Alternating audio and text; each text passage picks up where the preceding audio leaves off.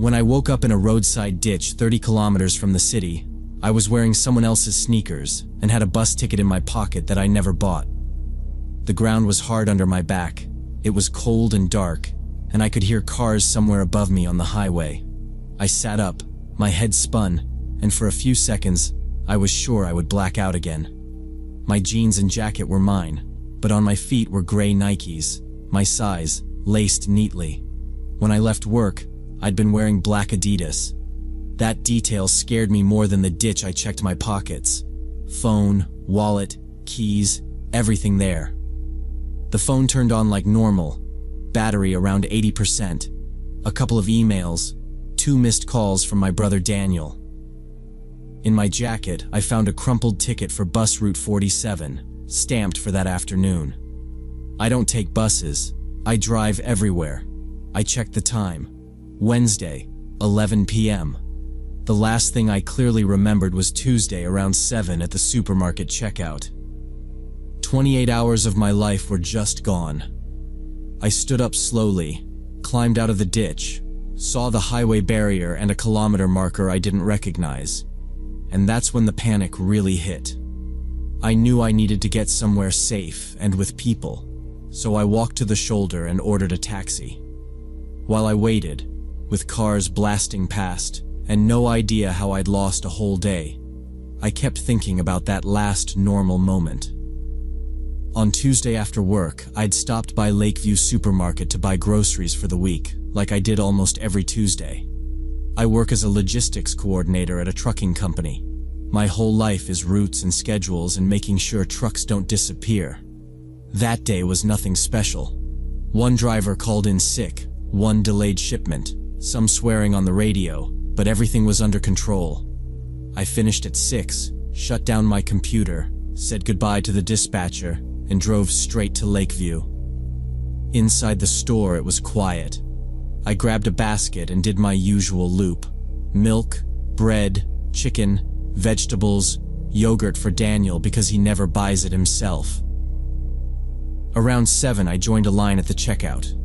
The cashier was chatting with an older woman about the weather. I put my basket on the belt, then looked up when the cashier said hello. She smiled, started scanning. I took out my card and held it over the terminal. Right then, the light above us seemed to flicker and the air felt heavy. I felt a tiny click in my head, like missing a step. It couldn't have been more than a second. I blinked. Everything looked normal again. The scanner beeping, the cashier asking if I needed bags. I told myself I was just tired, paid, took 2 plastic bags, walked to my car, started the engine, and the next thing I remember is opening my eyes in that ditch. The taxi driver kept asking if I needed a hospital. I said no, then started shaking so hard I changed my mind and told him to go there. On the way, I called Daniel. He met us at the ER doors, pulled me inside, and the nurses took over. Tests showed a mild concussion, dehydration, scratches on my hands, and traces of ketamine in my urine. I don't use drugs. I kept saying that while Daniel, white-faced in the corner, told me I'd never come home Tuesday, my phone had been off all night, and by noon Wednesday, he'd already filed a missing person report. The next morning, a detective came to my room with a laptop. On the footage, I drove out of the supermarket, turned right at the main road, and then my car just stopped existing. No tolls, no gas stations, nothing. They found it parked at the bus station, doors locked, keys still in the ignition, my groceries rotting in the trunk. Station staff said their cameras had been broken for months. Route 47 runs from the city to Pine Ridge, and after they questioned the driver and checked logs, nobody saw me. For the first month after they found my car, the detectives tried to squeeze what happened to me into simple explanations. One of them, Harris, kept repeating that people don't just lose a day, that usually they're running away from something or chasing something. Drugs, debts, an affair, a breakdown. On his list, I didn't fit anywhere. I don't use anything stronger than coffee. My bank statements are dull. I'd worked at the same company for years, and I have a decent relationship with my brother. Every time they circled back to, "Is there any reason you might want to disappear for a while?" I said no. Not, "I don't think so." Just no. They still push theories. Voluntary disappearance, some kind of stress psychosis, even the idea that I'd taken ketamine on my own. The first time I heard that, I laughed, then shut up when I saw their faces. The toxicology report was the only hard thing they had, so they clung to it. At the hospital, a psychiatrist sat across from me, and, in that calm teaching voice, said ketamine can cause dissociation, confusion, long memory gaps, especially in high or repeated doses. If I'd been given it more than once, or hadn't slept, it could wipe out a whole day. When I asked why I didn't remember a taste, a needle, a pill, anything, she paused and said that some patients simply don't notice the onset, and that my mind might be blocking details it can't integrate yet. It sounded more like a script than an answer. While she talked about brains and chemicals, the police tore apart my normal week. They pulled my calls, texts, work emails, messages from drivers, old chats with coworkers. No threats, no anonymous numbers, nothing that looked like a setup. They went back to the supermarket several times, talked again to the cashier, the security guard, the older woman who'd been in front of me in line. Everyone remembered me as quiet, polite, nothing strange. The parking lot cameras showed my car going in and out on other days, always the same way. On that Tuesday, it shows me walking out with 2 bags, unlocking my car, getting in, and then the story just ends. No plate hits on city cameras after that. No tickets, no tolls, nothing until my car appears at the bus station. At home and in therapy, I kept trying to drag something out of the blank space in my memory. I'd sit on the couch, close my eyes, and replay the checkout like a clip. The beep of the scanner, my card in my hand, the automatic doors behind me, the feel of the steering wheel. I thought if I rewound it enough times, the next frame would show up. It never did. It just jumped, hard cut, from me starting the engine to cold dirt under my back in the ditch. When I pushed too hard, I got splitting headaches. Once I actually ended up vomiting into the psychologist's trash can. She told me to stop forcing it, said sometimes the mind hides things to protect us. I remember saying, "Protect me from what?" And she didn't really have anything for that. 3 months after I woke up out there, Harris called and asked me to come in one last time. In the interview room, he slid a thin folder across the table and told me they were suspending active work on my case. No new leads, no witnesses, no financial activity, no contact from anyone. File stayed open. Nobody was actually working it. I stared at the folder and asked if he thought I'd done this to myself. He rubbed his face and said, "I think something happened to you, I just don't know what." That was the closest I ever got to an answer. After that, I tried going back to the office. It didn't last. My whole job was timing and routes, and now every clock felt like a threat. If a driver checked in 5 minutes late, my heart raced. I started writing times on sticky notes just to prove to myself I hadn't lost an hour. One afternoon, I looked away from my screen, then back, and 7 minutes were gone. For most people, that's nothing. I had a full panic attack at my desk. My boss walked me outside, then later suggested medical leave. I took it and never really came back. A year and 4 months have passed now. I resigned from the trucking company, moved to another state, picked a small apartment where nobody knows me as that woman from the news. First week there, I installed cameras in every room, and above the door I keep the feed running on a tablet by my bed. I adopted a nervous mixed-breed dog that barks at every weird sound and follows me from room to room. I don't go alone to supermarkets after 6 in the evening anymore. If I need something at night, I order delivery or make someone come with me. I keep a notebook on the kitchen counter and set alarms every hour from morning until midnight. When they ring, I write down the time and what I'm doing. Daniel says I'm turning my life into a logbook and that I'm getting paranoid. Maybe he's right. But I like seeing proof that every hour is accounted for. The gray sneakers are in my closet on the top shelf, still in the plastic evidence bag the police handed back when the case went nowhere. Sometimes I stand there and just look at them. They're my size, worn in, creased at the toes like someone used them for months. Nobody remembers me buying new shoes. My black Adidas never showed up.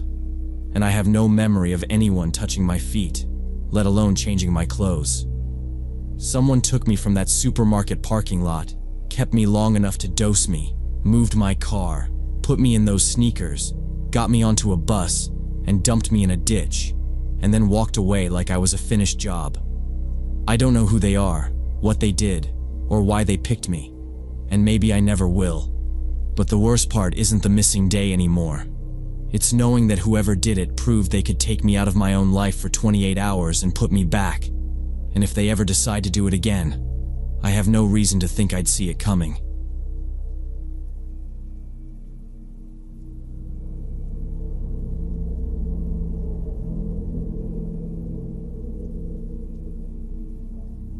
Every night at 2:15 a.m., the same dark sedan would park outside my window and just sit there. This started the summer after my freshman year at college in Portland. I was 19, renting a first-floor apartment in an old split-up house with crappy plumbing and thin walls but cheap rent. So I lived with it. I stayed up late almost every night, telling my parents I was catching up on reading when really I was half doom-scrolling, half staring at my laptop pretending to be productive. The first time I heard a car pull up and stop right under my window, I barely reacted. I figured it was a rideshare, or someone getting home late. The engine cut, no doors opened, nobody talked. After a few minutes it pulled away. I didn't even get off the couch to look. The second night, my eyes were already open when my phone lit up at 2:14. A minute later, I heard the exact same slow roll, then brakes, then engine off in the exact same spot. This time, I paid attention. I set my phone down, waited a second, then pulled the curtain back a couple of inches. There was a dark sedan I didn't recognize, windows up, no interior lights. I could see the outline of a driver sitting completely still, facing my building. No cigarette, no music, just sitting. The second I moved the curtain more, the headlights snapped on, and the car pulled away at a normal speed. No rush, but it felt like I'd been caught. By the third night, I tried to go to bed early, but ended up lying there staring at my alarm clock. At 2:15 on the dot, I heard the same car again, same stop, same position. I didn't look that time. I just listened and slowly counted in my head until the engine started and faded down the block. In the morning, I caught my upstairs neighbor on the porch and tried to sound casual when I asked if he'd noticed a dark car out front. He frowned and said he'd seen some random sedan a few times, way too late, and that it was weird he never saw it during the day. I didn't tell my parents or friends, saying, "There's this car that parks outside at 2:15 every single night." Sounded like I was being dramatic. I kept coming up with explanations. Maybe the driver was on break from a night shift. Maybe they were checking their phone. Maybe someone lived nearby and liked that spot. But the time never changed. Every single night from early June until I left in late July, that car showed up at 2:15. Sometimes it stayed 3 minutes, sometimes 10, but it never missed. I started setting an alarm for 2:12 just so I'd be awake on purpose. At first it was curiosity. Then it felt like a weird job I'd assigned myself. I timed how long it stayed and wrote the minutes in my notes app, like I was tracking something that might eventually make sense. One Tuesday, after it finally drove off, I waited a full minute, slipped on sandals, and went outside. The street was empty, just other parked cars and dark windows. I walked to both corners trying to guess which way it had gone. Nothing. When it was there, I tried to read the license plate through the curtain gap, but it was either filthy or covered with something. The only thing I ever saw clearly was a faded sticker on the back window from a local sports club. That tiny detail made it feel less like some random stranger passing through, and more like someone who actually belonged in the city with me. By August, I was wrecked from staying up so late. I told myself I just had to make it to the end of my lease, then I could go back to my parents' house and forget about it. When I finally moved home, it did stop. No strange cars outside their place. No 2:15 wake-ups except when I snapped awake out of habit. After a couple of quiet weeks, I let myself believe it had been some weird coincidence tied to that street, and I felt stupid for how obsessed I'd been. The following summer, June 2020, I moved back into the same apartment because it was cheap, and I already knew the landlord. I told myself I was being paranoid about the whole thing. 3 nights after I moved in, I stayed up late unpacking and watching videos. My phone lit up on the mattress. 2:15 a.m. A second later, I heard tires ease to a stop under my window, in the exact same spot. My heart dropped. Almost a year had passed, but the angle of the engine noise, the way it idled, everything felt identical. I stayed completely still on the bed, barely breathing. The car didn't leave after 5 minutes this time. It stayed. 10 minutes. 15. The engine idled softly, then cut. I still didn't look. When it finally started again and drove off, I realized my hand was locked around my phone so hard my fingers hurt.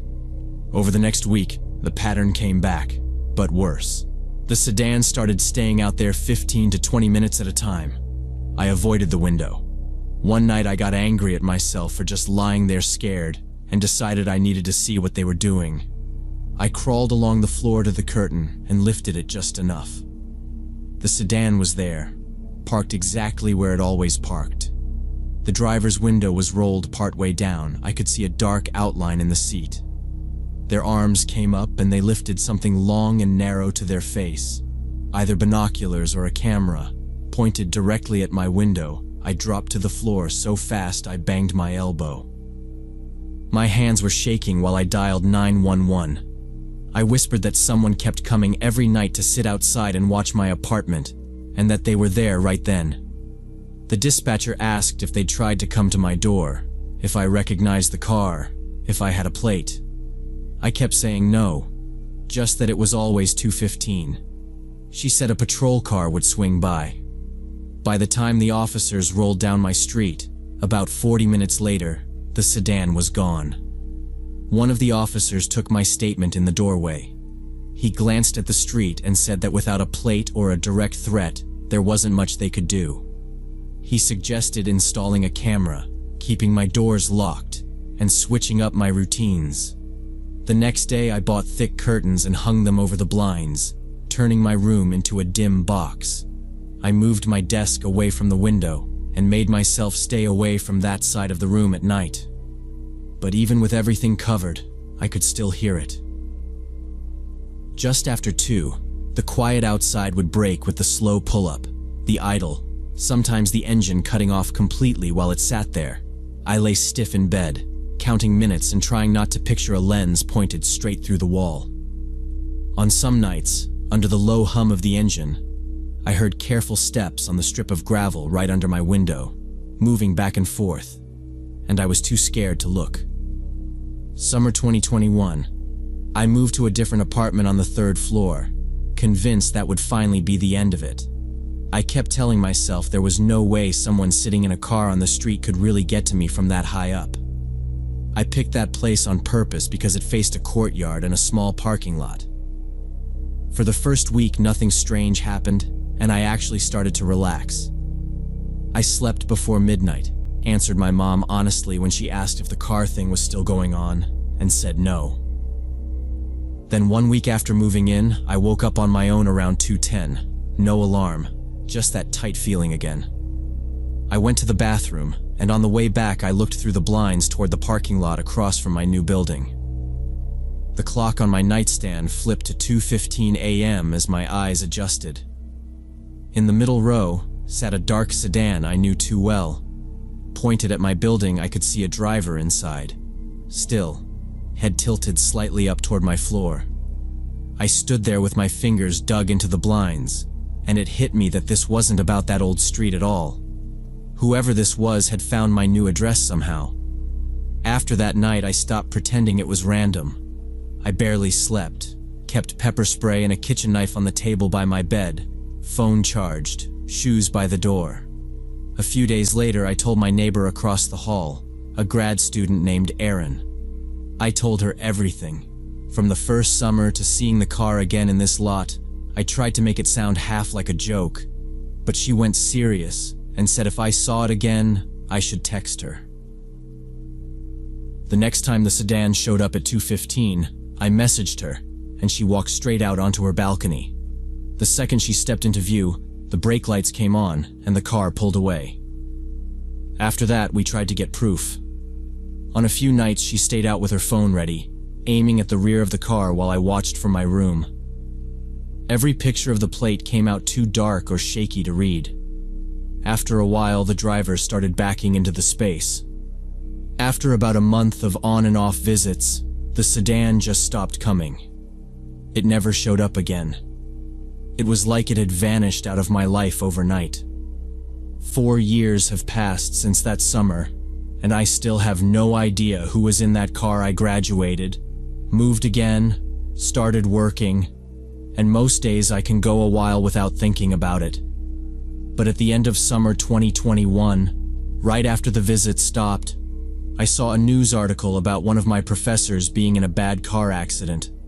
The photos showed his vehicle, a dark sedan of the same model, with that same sports club sticker on the back window.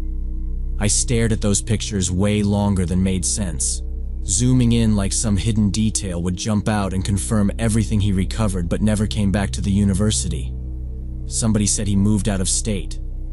Maybe it is all coincidence. Still, whenever I see a dark sedan parked too long on my street, I check every lock and stay awake until it leaves, because living with that question in my head feels safer than ever knowing for sure. Most nights I do not sleep well.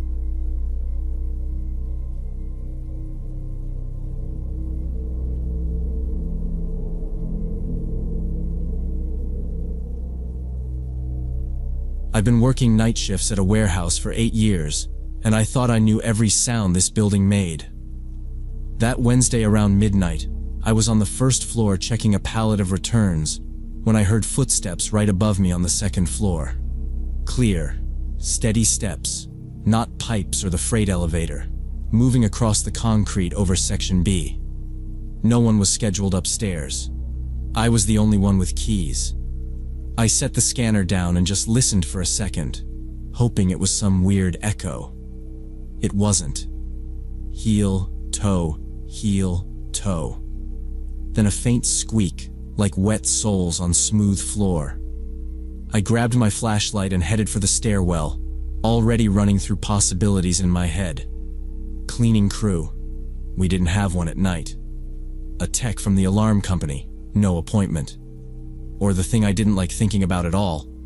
Somebody who'd come in off the street. Cold air rolled down the stairwell when I opened the door.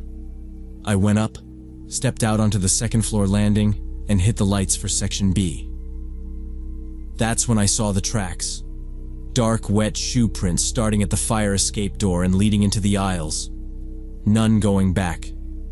The door was supposed to be locked and alarmed. I'd personally checked it at the start of my shift. The water hadn't even started to dry. Whoever it was had stepped in from the fog maybe 15 or 20 minutes earlier. I followed the line of prints toward the back corner where we kept old wooden crates full of archived paperwork. I turned the last aisle and saw him. A guy in his 20s sitting on the floor between crates, back against the wall. Blue work jacket soaked, jeans muddy, torn sneakers, staring straight at me and not moving. I'm the night manager for Riverside Distribution's book warehouse just outside Portland. By that point, I'd been doing the same graveyard shift for 8 years. 10 at night to 6 in the morning, checking invoices, sorting returns, staging orders for the drivers who roll in before dawn. The money is decent for overnight work, and I like working alone. Mark Taylor, the owner, trusts me with everything. Keys, alarm codes, the safe combination. Nights, it's just me in that old 3-story building. The place used to be a textile factory. First floor is receiving and shipping, forklifts and dock doors. Second floor is bulk storage and returns. Third floor is mostly empty offices nobody wants to pay to heat. On Tuesday, October 23rd, right before I clocked out, Mark told me we were finally doing a full heating overhaul. 2 weeks, he said.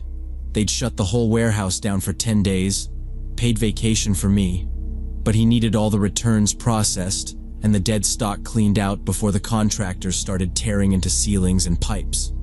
So Wednesday night, I came in ready to grind through as much as I could. Outside, the industrial park was buried in fog. I could only see a few car lengths ahead driving and inside. The building was dead quiet. I did my normal walk, checked every dock door, confirmed the side exits and the fire escape were latched, armed the office alarm. Nothing looked off. By 10, I was at the computer and receiving, scanning barcodes on stacks of bookstore returns, moving Reebok's titles onto fresh pallets. It was routine enough that my brain went half on autopilot. Around midnight, I needed to go upstairs for a list of damaged titles that had to be written off and tossed before the renovation. I grabbed my clipboard, headed for the stairs, and that's when I heard the footsteps over Section B again, faint through the ceiling. Hearing them lined up exactly with where I knew that fire escape was sent a jolt through me. I went up, keyed the lights on for Section B, and saw the wet tracks on the concrete, clearer now that I was expecting them. They led straight from the fire escape door deeper into the rows and just stopped partway down an aisle. No return trail, no random puddles, just that clean line of prints. I stood there with my phone in my hand, thumb hovering over 911, thinking it through. If this was a burglary, it was a stupid way to do it. We didn't keep cash upstairs, and there were way easier buildings in the park. The more likely answer was somebody from the homeless camp we'd had cleared out 2 blocks over, looking for a dry corner and some warmth. Calling the cops first and finding a guy just trying to sleep didn't sit right with me. On the other hand, following a stranger alone through dark rows of shelving wasn't exactly in the job description I compromised with myself. Keep the phone unlocked in my back pocket, stay near clear paths, and if anything felt wrong, back off and make the call. That didn't feel brave, just practical. I followed the prints slowly, stopping at each cross aisle to listen. Nothing. The air felt colder near the outer wall, like the fire door hadn't sealed when it shut. The tracks turned into the far corner of Section B, where we stacked those old wooden crates full of archived invoices and contracts. The rows narrowed there into a sort of dead end. I rounded the metal shelf at the end of the aisle and stepped into the gap between the crates and the wall. He was right there on the floor, exactly where the prints ended. Legs stretched out, back pressed flat to the concrete wall, shoulders hunched like he'd slid down and just stayed there. The blue work jacket was soaked through, jeans streaked with mud, sneakers ripped open at the toes. His face was thin and unshaven, hair matted from moisture, dark circles under his eyes. He stared straight at me, not moving, not even blinking, just sitting and breathing, vapor from his mouth visible. I stepped back, instinctively grabbed the edge of the shelf, didn't know what to do. The guy pushed himself up the wall slowly, never breaking eye contact, his hands shaking a little from the cold or something else. Every part of me wanted to get out of that aisle, but I also didn't want to turn my back on him. I told him as firmly as I could that he shouldn't be there, that this was private property, and I was calling security. For a second, he just stood there, chest moving fast, eyes fixed on my face like he was trying to decide something. He opened his mouth like he wanted to explain, but only a rough, broken sound came out. He winced, swallowed, and then finally whispered one word: "Sorry." It didn't sound angry or sarcastic. It sounded like he was apologizing to himself as much as to me. That somehow made me even more tense, because he didn't look dangerous. He just looked empty. Before I could say anything else, he turned and ran down the aisle toward the fire escape. I stepped aside so he wouldn't have to pass close to me. His wet shoes slapped the concrete, and a second later the metal bar on the door slammed down and the fire exit banged open. The clang rang through the floor. Then I heard his boots on the outside stairs, fast at first, and then fading until there was nothing. I stayed where I was for a minute, breathing hard, hands still on the shelf, trying to get my head around what had just happened.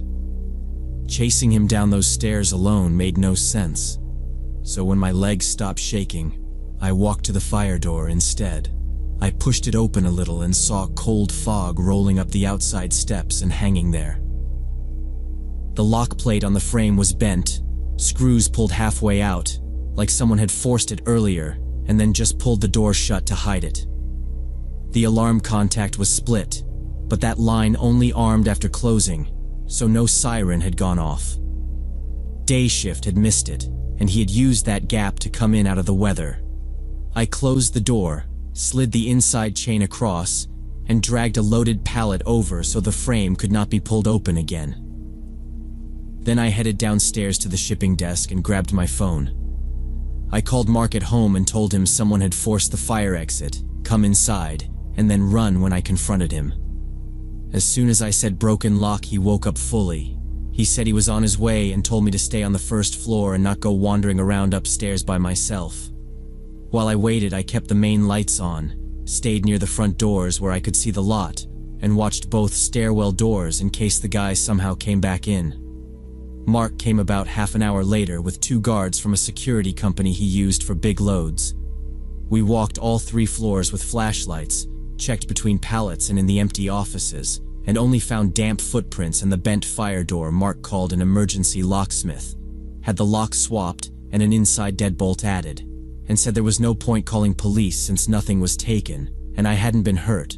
I stayed there 3 more years, always double-checking that door, and that horse sorry, and his face in the crates never left me.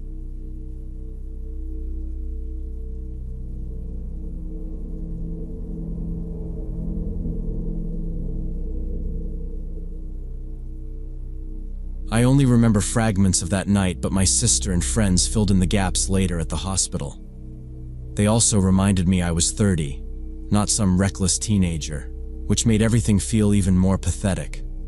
This was 2 years ago in Portland, where I'd flown for a college friend's bachelorette weekend. The others were buzzing about weddings, babies, joint accounts. I had just ended a 7-year relationship, and every toast about forever felt like a joke aimed at me. I kept thinking about the empty apartment I'd be going back to when the flights were over. We started with dinner at one of those loud, trendy places my friend had booked. Big plates, tiny portions, expensive drinks. I smiled, clinked glasses, laughed when I was supposed to while they argued about which bar crawl route would be most iconic. Someone joked that maybe I'd bring my ex as a +1 if you two magically fix it by next year. I laughed too hard and felt my throat tighten. The room suddenly felt airless. I muttered something about needing fresh air and slipped outside, already thinking about the quiet bar I'd noticed down the street. The bar was tucked between a tattoo shop and a smoke place, narrow doorway, no line. Inside it was half empty, a game on the TV. I slid onto a stool and ordered 2 double whiskeys with Coke, told the bartender to put them on 1 tab. I wasn't trying to get destroyed. I just wanted my brain quiet. He was middle-aged and friendly, asking where I was visiting from, joking about the rain. By the time he called last round, I'd finished both and felt that loose warmth that usually tells me to switch to water. When he mentioned another bar a block away that stayed open until 3, I decided one more drink sounded better than going back to my hotel alone. The second place was darker and louder, the kind of bar where people lean into your ear to talk. I remember squeezing through a crowd to the counter and, without thinking, ordering 2 more double whiskeys with Coke. I don't remember if I even tasted them. After that, things stopped lining up. What I have are flashes. Being outside, leaning against a brick wall, a cigarette between my fingers, squinting at my phone, trying to text my sister. I'm fine, just needed some air. While my thumbs kept hitting the wrong letters until the words turned to nonsense, deleting, starting over, then nothing. The next fragment is hands under my elbows pulling me up, my feet dragging. Then the chill of a car seat under me, a door slamming somewhere. Men's voices raised in an argument I couldn't follow, like shouting underwater, and then it disappears again. My sister and friends filled in the rest. When I stopped answering texts, she said, at first she figured my phone died or I'd wandered back to the group. But when the bride said I still hadn't shown, my sister opened the location app. My dot was behind the second bar, in the alley. They walked over, half joking they'd find me crying on a curb. Instead, they found my phone in a dumpster, screen cracked, still buzzing with missed calls. That was when she said the panic really hit. They split up and started searching nearby blocks, calling my name, until one of them heard screaming from a parking lot behind the next building and pulled my sister that way. My sister reached the lot first. She saw a van with the side door open and my legs hanging out while some guy shoved my upper body inside, trying to slam the door. She started screaming at him to let me go. He turned and insisted I was his girlfriend, just drunk, that he was taking me home. She didn't argue. She stepped back, called 911, and kept repeating the address while he held me with one arm and used his body and the door to block any chance of pulling me out. Knowing all this later, I still hate how close I came to just vanishing completely. Hearing a siren in the distance, he suddenly shoved me out of the van, and I hit the asphalt so hard the air went out of me. My sister later said my body folded weird, and then just dropped. He jumped into the driver's seat, slammed the door, and tore out of the lot. He was going so fast the passenger door flew open and smashed into some metal post near the exit. She tried to grab a picture with her phone, but all she got was a dark blur and an open door before he vanished around the corner. I don't remember any of that. For me, it's still just black. My sister said she ran straight to me, and for a second she thought I was dead because I wasn't moving right. She kept saying my name and I kept trying to answer, but it came out as these random sounds. The others were yelling into the phone at the dispatcher, explaining that the guy had tried to force me into his van and that he'd just sped off. Someone from an apartment nearby brought out a hoodie and slid it under my head so I wasn't grinding my face on the ground. My sister said my eyes would open a crack and then roll back again, like I was about to pass out every few seconds. By the time the ambulance pulled in, she was crying and shaking so hard she could barely explain what happened. The EMTs took over fast.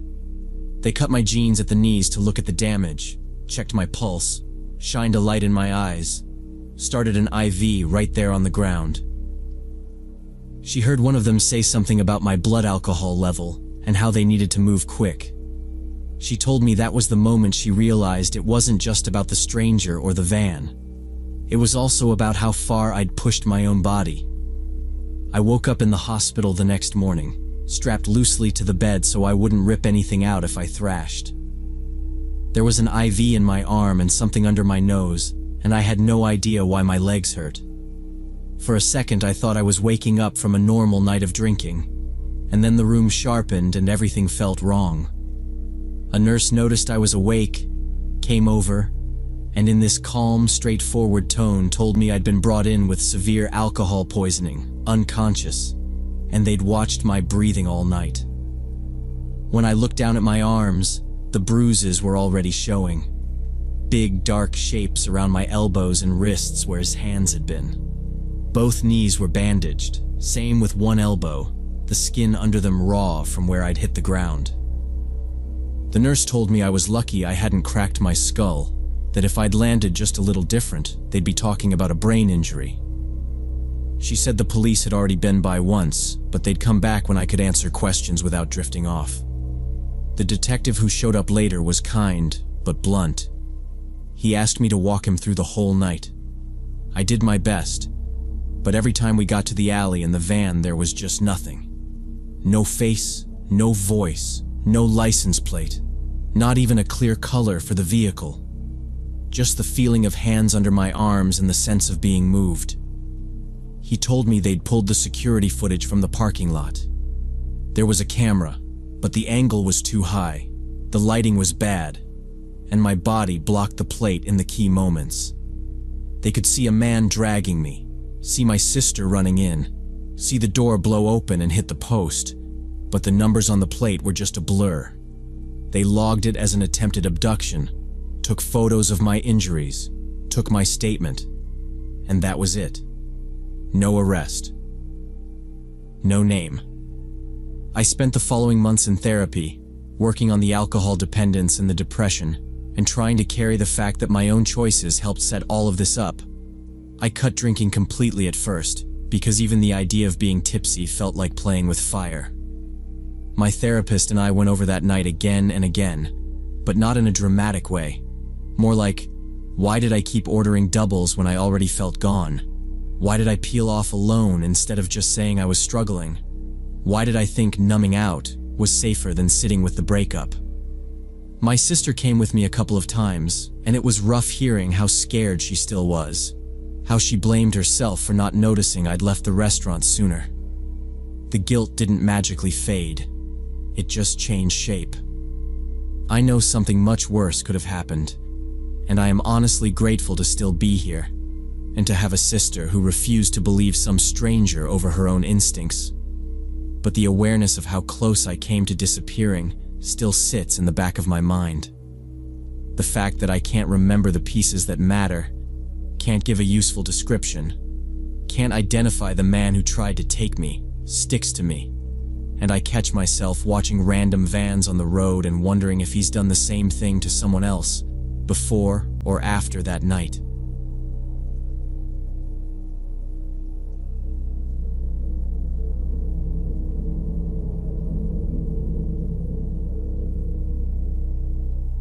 I was working at Panera Bread on Thunderbird Road last July, 24 years old. Just finished web design courses and looking for full-time work in my field. I was on the opening shift, 7 to 3, $11 an hour plus tips. Mornings were always the same. Lights on at 6:45, coffee brewers going, bagels sliced, doors open at 7. Our crew was small and predictable. Sarah, our 38-year-old manager with 3 kids, ran the front and drive-thru. Ashley handled bakery, Javier ran the grill, and I bounced between register and bar. Most customers were office people or retired couples. We had regulars you could set a watch by. The one I noticed most was a veteran named Frank McKenzie, gray hair, cane, faded Marine's cap. Every weekday he shuffled up around 7:40, ordered black coffee and a cheese bagel, then took his spot by the window with the Arizona Republic, "Morning, Frank." "Morning, kid." That was it, day after day. It sounds dumb, but that kind of boring routine made the place feel safe. Sarah always said, "If anything crazy ever happens in here, I'll be between you and it." I believed her. The worst I expected was complaints. She showed up near the end of August. First time I saw her, she blended in with the business crowd. Tall, maybe 45, dyed blonde hair perfectly styled, dark suit, heavy gold earrings. She ordered a medium almond milk latte and a chicken salad, smiled, paid, and took the corner table with a MacBook. 2 days later, she came back at 8 on the dot. Same order, same table, same polite smile. By Friday, she had been there every weekday, always facing the register. Second week, she started with small talk. "How's your morning?" Then she asked my name and school. After a few days, the questions got more personal. She wanted to know where I studied, what I did outside of work, whether I had time for hobbies or just people. I kept my answers short, blamed the line, and moved customers along. But I noticed she never asked Sarah or Javier anything. She remembered when I had 2 days off in a row and joked that she missed her favorite barista. One morning after the woman left, Sarah came over holding a rag and said, "You sure you don't know her? She watches you a lot." I said no. Third week, it stopped feeling harmless. She came in without her laptop, waited until the line was empty, then leaned on the counter. "Hey," she said, "could I get your number? My company wants catering, and I'd rather work directly with you." I kept my customer voice. "We have to book through the store," I said, and slid her the flyer with the office number. Her smile stayed, but her eyes went cold. "I'd feel better with you." "I trust you," she said. I repeated that I couldn't give out my cell. She stared, then left with an untouched salad. The next day, she didn't come in, and I thought it was over until I checked my phone and saw a Facebook request with her picture. My profile was private, but my name and Panera Bread badge had been enough I deleted it. 2 days later, Instagram pinged with a message from her. This long paragraph about how interesting and mature I seemed, and how she wanted to know the real me outside work. I blocked her and tried to forget it. 3 mornings after that, she walked in at 8. No laptop, just a stack of screenshots from Instagram she spread out across the counter. Looking back now, that moment is where my brain finally caught up with what was happening. Until she started lining up those screenshots, I kept telling myself she was just an awkward regular with bad boundaries. Seeing my face in captions and friends' usernames spread across the counter in our quiet little breakfast place felt like someone had dragged my private life onto a witness stand. I remember my hands going numb on the register keys and realizing she knew exactly who I was, while I still barely knew her name. In that second, the cafe stopped feeling safe anymore. "Why are you blocking me? I just want to be friends." "Is that so bad?" she said, loud enough that the couple at the next table stopped chewing. The screenshots were fanned out between us on the counter. My posts, my friends, my face. My brain kind of stalled. I managed, "Ma'am, you can't do this here." But my voice came out thin, and she actually stepped closer instead of backing off. I did the only thing that made sense. I called for Sarah. I didn't yell, just turned and said, "Hey Sarah, can you come here a second?" Sarah walked over, wiped her hands on her apron, took one look at the pages, then at my face. Her whole expression changed. She squared up to the woman and said, calm but firm, "You need to leave him alone and leave the store, okay?" The woman ignored her and stared at me, demanding that I explain why I was being so rude when she was just trying to be friendly. Sarah didn't argue. She moved a little in front of me and said, "I'm the manager. I'm asking you to leave now. If you don't, I'll call the police." That finally got a reaction. The woman's jaw tightened. She grabbed the printouts with quick, jerky movements, crumpling a few, and backed toward the door while still ranting that I would regret treating her this way. Then she yanked it open and stormed out. The place went quiet in that weird way where everybody is pretending not to stare. Sarah asked if I wanted to take a break. I told her no, mostly because I didn't want to step outside alone. About an hour later, I was restocking cups when I saw the white BMW again, creeping along the curb. She was in the driver's seat, leaning forward, looking through the windows, but she didn't come in. Frank was at his window table like always. I saw him follow the car with his eyes. After a minute, he pushed his chair back and walked up to me. "She here for you?" he asked. I said yeah, and gave him a quick rundown. She kept showing up, found my accounts, wouldn't take no for an answer. He listened without interrupting, then just nodded once and headed straight for the door. I kept pretending to wipe down the front while I watched through the glass. Frank walked up to her window and leaned down. I couldn't hear anything over the espresso machine, just saw him talking low, then his hand cutting the air in a sharp motion while he pointed back at the store. Her face went from angry to unsure fast. 30 seconds later, she slammed the BMW into gear and sped off. When Frank came back in, he didn't make a big deal out of it. He just said, "She's not coming back." I explained it to her the military way and sat back down with his paper. And for 3 days, it really did look like he'd scared her off. No BMW. No messages. Just normal mornings again. I let myself believe it was done. On the 4th morning, I pulled into the lot and saw the BMW parked across the street, facing our doors. She had sunglasses on and both hands on the wheel. She never came in. She just sat there. Every time I walked past the window, my stomach tightened. By noon, she was still there. By 3, my shift was over, and I was supposed to walk around back to my car, and there was no way I was doing that. I ordered an Uber to the front instead. When it pulled up, I clocked out, told Sarah I was fine, and walked straight from the register into the car without looking across the street. As soon as my door closed, I heard the BMW engine start and saw it slide in behind us in the mirror. The driver, a middle-aged guy named Raul, noticed it too. After a minute, he said, "Is that car following us?" I hesitated and then told him the truth.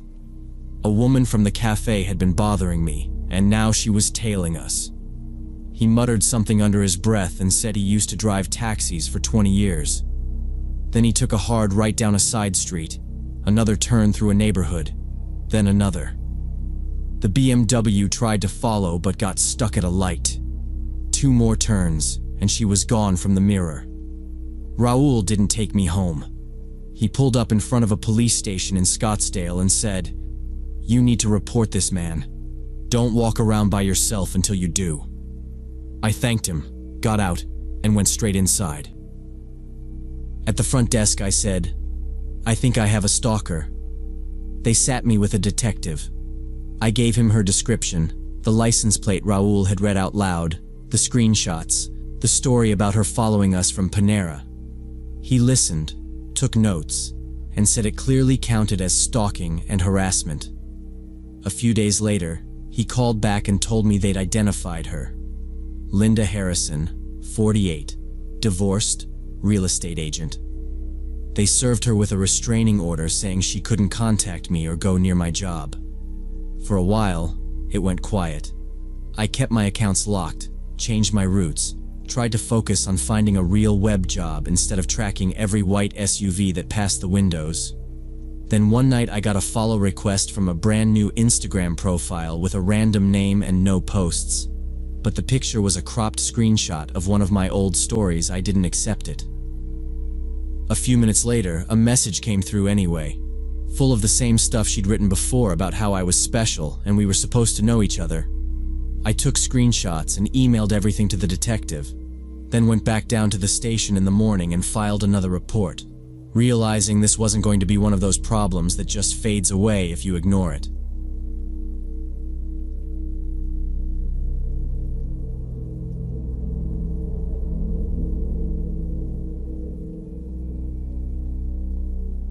So, when I was between my sophomore and junior year of college, I desperately needed money for tuition. I was broke in a way that made me check my bank app 3 times a day.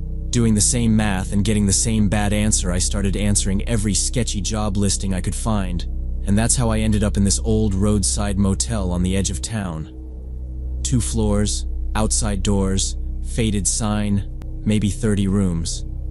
The owner, Barbara, was around 60, short, tired eyes, but straightforward. She said she needed someone for 2 months to clean rooms after checkout, mostly daytime. Paid in cash, no paperwork, no uniform, no dealing with guests. For a broke 20-year-old, that sounded like winning the lottery. The work was simple and boring, which I liked. I'd show up early afternoon with my cleaning cart, go room to room after people checked out, strip the beds, vacuum, scrub the tub, empty the trash. I almost never saw anyone except Barbara, who sat in the office with this little TV and a stack of crossword books. She kept saying the same thing every few days, like a rule she was reminding herself of as much as me. We don't do funny business here. Day shift only, no riffraff. I'd only been there about 2 weeks, long enough that the rooms all blurred together and I stopped feeling weird about being alone in them. That morning, she gave me the keys for 3 rooms on the 2nd floor. She told me all the guests in that block had checked out before 7 and the rooms were clear. "You'll have that end to yourself," she added. And I remember thinking that was nice. Fewer people to bump into. I left, ran some errands, then came back around 2. I parked by the side stairs, hauled the cart up, and the hallway was empty like she'd said all the doors were shut. Blinds drawn, the only noise the ice machine humming at the far end. I started with the first room on my list, then the second. Both were total routine. Damp towels on the floor, half-empty soda bottles, TV still on the menu screen. 20 minutes each, and I was done. The third room was at the very end of the corridor, room 23. I remember thinking if I finished it fast, I'd get home early enough to work on a paper I put the key in, pushed the door with my shoulder, and rolled the cart in. The first thing that hit me was this stale, heavy smell. Not trash, not sewage, just old. Like the room had been shut up for weeks, even though someone had supposedly slept there last night. The curtains were fully closed, so it was pretty dark for midday. I flipped the light on, and the overhead bulb buzzed to life. Same layout as every other room. 1 bed, little table, old TV, door to the bathroom on the right. I cracked the window to air it out and started on the bed. By then, I could do it on autopilot. Pillows in the laundry bag, yank the top sheet, roll everything into a twist so nothing brushed my clothes. I was halfway through stuffing the bundle into the bag when I heard something from the bathroom. At first, I thought it was the air unit rattling, but when I stopped moving, I could hear it clearly. A slow, irregular drip, like a faucet not fully turned off. That kind of thing annoyed Barbara, and I didn't feel like getting chewed out over a leaky tap. The bathroom door was open a few inches, just enough that I could see part of the sink, and a slice of the mirror. I walked over with the sheets still in my hands, and nudged the door with my elbow. I stepped into the bathroom and hit the light switch without really looking up. The fluorescent tube snapped on with that harsh white glare. The sink was right in front of me, mirror above it. And in that mirror, I could see the shower area behind my left shoulder. The curtain was one of those cloudy white plastic ones you can half see through. Behind it, there was a shape. Not a towel, not a pile of clothes. It was the outline of a person. I could make out shoulders, a head, the thickness of someone's torso. Whoever it was had to be standing in the tub, inches behind that thin curtain, completely still. For maybe 2 seconds, I didn't move at all. My brain did this weird thing where it tried to explain it away. Maybe it was a mop, or some folded blankets, or I was just tired. But the longer I stared at that reflection, the less room there was for excuses. It wasn't flickering or shifting like a shadow.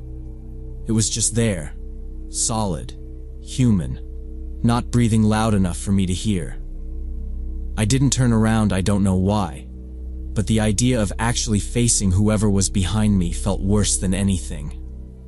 I just started backing out, one slow step at a time, never taking my eyes off the mirror until the door frame blocked my view. Then I pulled the bathroom door shut, as quietly as I could, and only after it clicked closed did I feel my hands start to shake. I fumbled my phone out of my pocket and called Barbara. She answered on the second ring, sounding bored, and I just blurted it out. "There's somebody in room 23, in the shower. They're just standing there." My voice came out higher than normal, and I could hear how scared I sounded. She went silent for a couple of seconds, then said that was impossible. The guy from that room had checked out at 7, and the maids at night hadn't reported anything. She asked if I was sure, if maybe it was a reflection or a shadow, and I told her no. I knew what I'd seen, that there was a person behind the curtain, and they hadn't said a word. Her tone changed immediately. She told me to get out of the room right now, lock the door, and call the police from the hallway. She said she was leaving the office and driving over, walking to the door. I kept waiting to hear the bathroom door open behind me, or footsteps, or anything. I moved steady, but not fast, because part of me thought if I ran, it would trigger something, like I'd set off a chase in some stupid horror movie. It hit me how sure I'd been that nothing bad could happen in the middle of the day, in a half-empty motel where I thought I was the only one up there. My heart was pounding so hard it made my chest feel tight, but I didn't look back, didn't check the mirror again, didn't do anything except aim for the exit. I pulled the door open, stepped out into the hallway, and locked it behind me.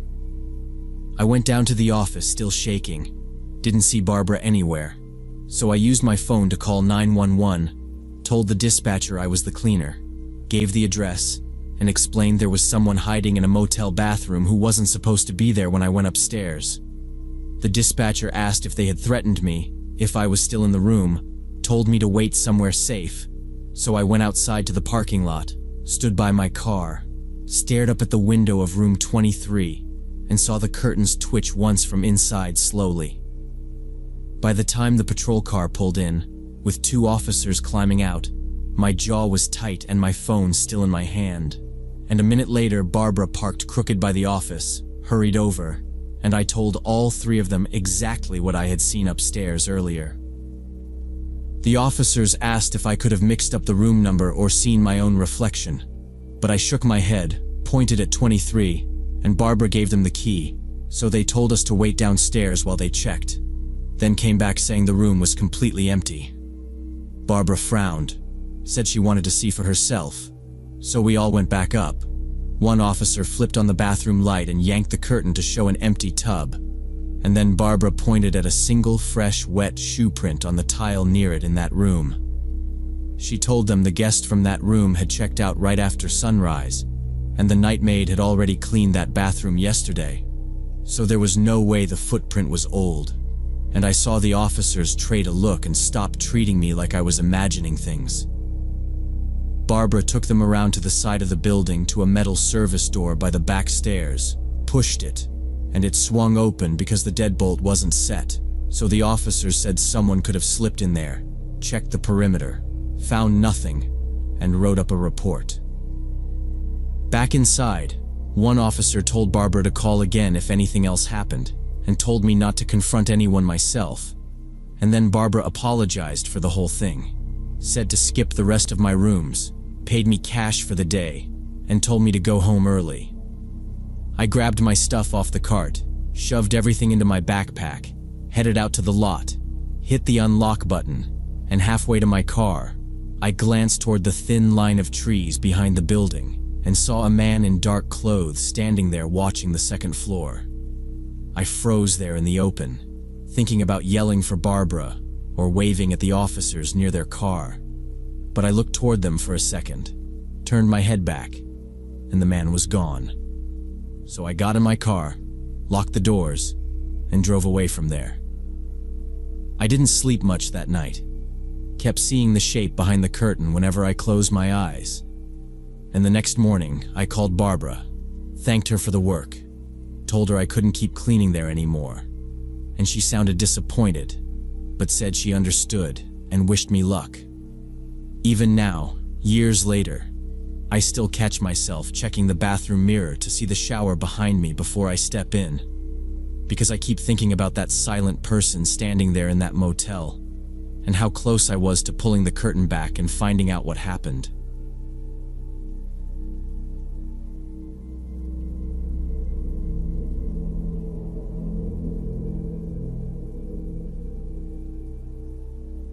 So, when I was 26, my boss organized this team-building trip to an abandoned camp in the Cascades. There were 8 of us from the office, all in our 20s and 30s, pretending it was about bonding when everyone really just wanted a long weekend away from Portland. The place was an old summer camp that hadn't been used in about 5 years. The owner was some distant relative of my boss who agreed to let us stay if we brought our own gear and didn't complain about the state of the place. When we pulled in, the camp looked rough, but not unsafe. paint was peeling, some windows were boarded, the roofs were green with moss, but the building stood straight. Mike, my boss, pointed out the big mess hall that still had partial power and said that would be the shared kitchen and hangout spot. My coworker Emily and I claimed what used to be the admin cabin because it had real bunk beds and a door that latched the others split between two larger cabins closer to the gravel lot. The first few hours were boring in that normal way. We hauled in coolers, argued about where to plug in the one working power strip, boiled pasta in the mess hall, and drank cheap wine out of old enamel mugs someone found in a cupboard. People talked about clients, deadlines, who was about to quit. It felt like the same office conversations, just with trees instead of cubicles. By 10 or 11, people were yawning. Someone mentioned a campfire, but everybody was already halfway to bed. Emily and I walked back to our cabin, changed into sweats, and she opened another bottle for just us. Around midnight, we decided to sit on the porch, finish the last glasses, and talk without everyone else around. The camp was quiet except for a fridge humming in the mess hall and some insect noise out in the trees. We were in the middle of complaining about Mike's management style when it hit. Both of us stopped talking at the same time. We smelled it together.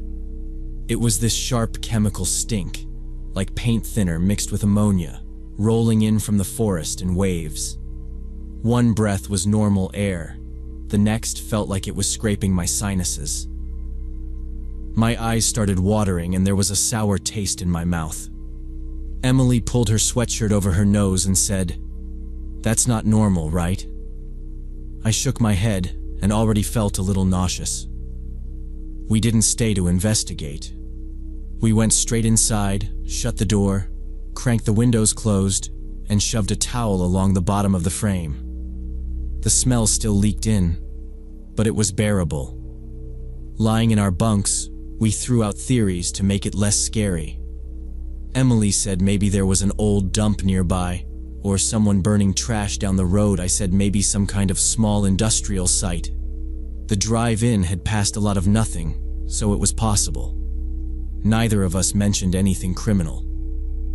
Eventually, the sting faded, and we drifted into that light, twitchy kind of sleep you get in a new place. I woke up to flickering light sliding across the wall.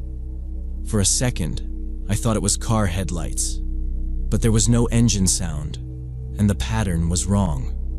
It was pulsing, not steady. Emily whispered, "Are you awake? Do you see that?" I rolled out of the lower bunk and moved to the window. I opened one slat of the shutter with my fingers. Out past the last cabin and the old fence, in the trees, I saw at least 4 separate moving lights. They weren't moving in a straight line like hikers on a trail. They bunched together, then spread apart, stopped, swung back and forth. It looked more like people searching for something. Emily grabbed her phone and checked it even though we already knew there was no signal. "Nothing," she muttered, like maybe it would have changed in the night. The nearest cell tower was something like 12 miles away. Mike had made a whole speech about digital detox on the drive up. Then we heard the voices, men, more than 2, yelling short phrases back and forth. The tone was hard and impatient, not relaxed. We couldn't make out the words, just rough male shouting under the trees. Emily wanted to go wake the others, but I stopped her. If these guys were drunk hunters or something worse, the last thing I wanted was 8 panicked office workers flipping on lights and stumbling around outside. "If they don't know we're here, let's keep it that way," I whispered. It felt cold to say, but it also felt practical. We stayed crouched by the window, breathing quietly, watching the lights work their way along the camp boundary for what felt like forever, sweeping past the fence line and skirting the open clearing but never cutting in toward the cabins. Every now and then one beam tilted up, and I'd jerk back, sure they'd seen us, but nothing happened. I checked my watch once. It had been about 40 minutes since I first woke up. Somewhere in there the chemical smell came back, way stronger than before, hitting us even with the windows closed. My eyes started burning again, and Emily kept rubbing at her throat. Then, just as suddenly as it had started, the smell cut off. One by one, the lights turned away and moved deeper into the forest until they were gone. We didn't sleep after that.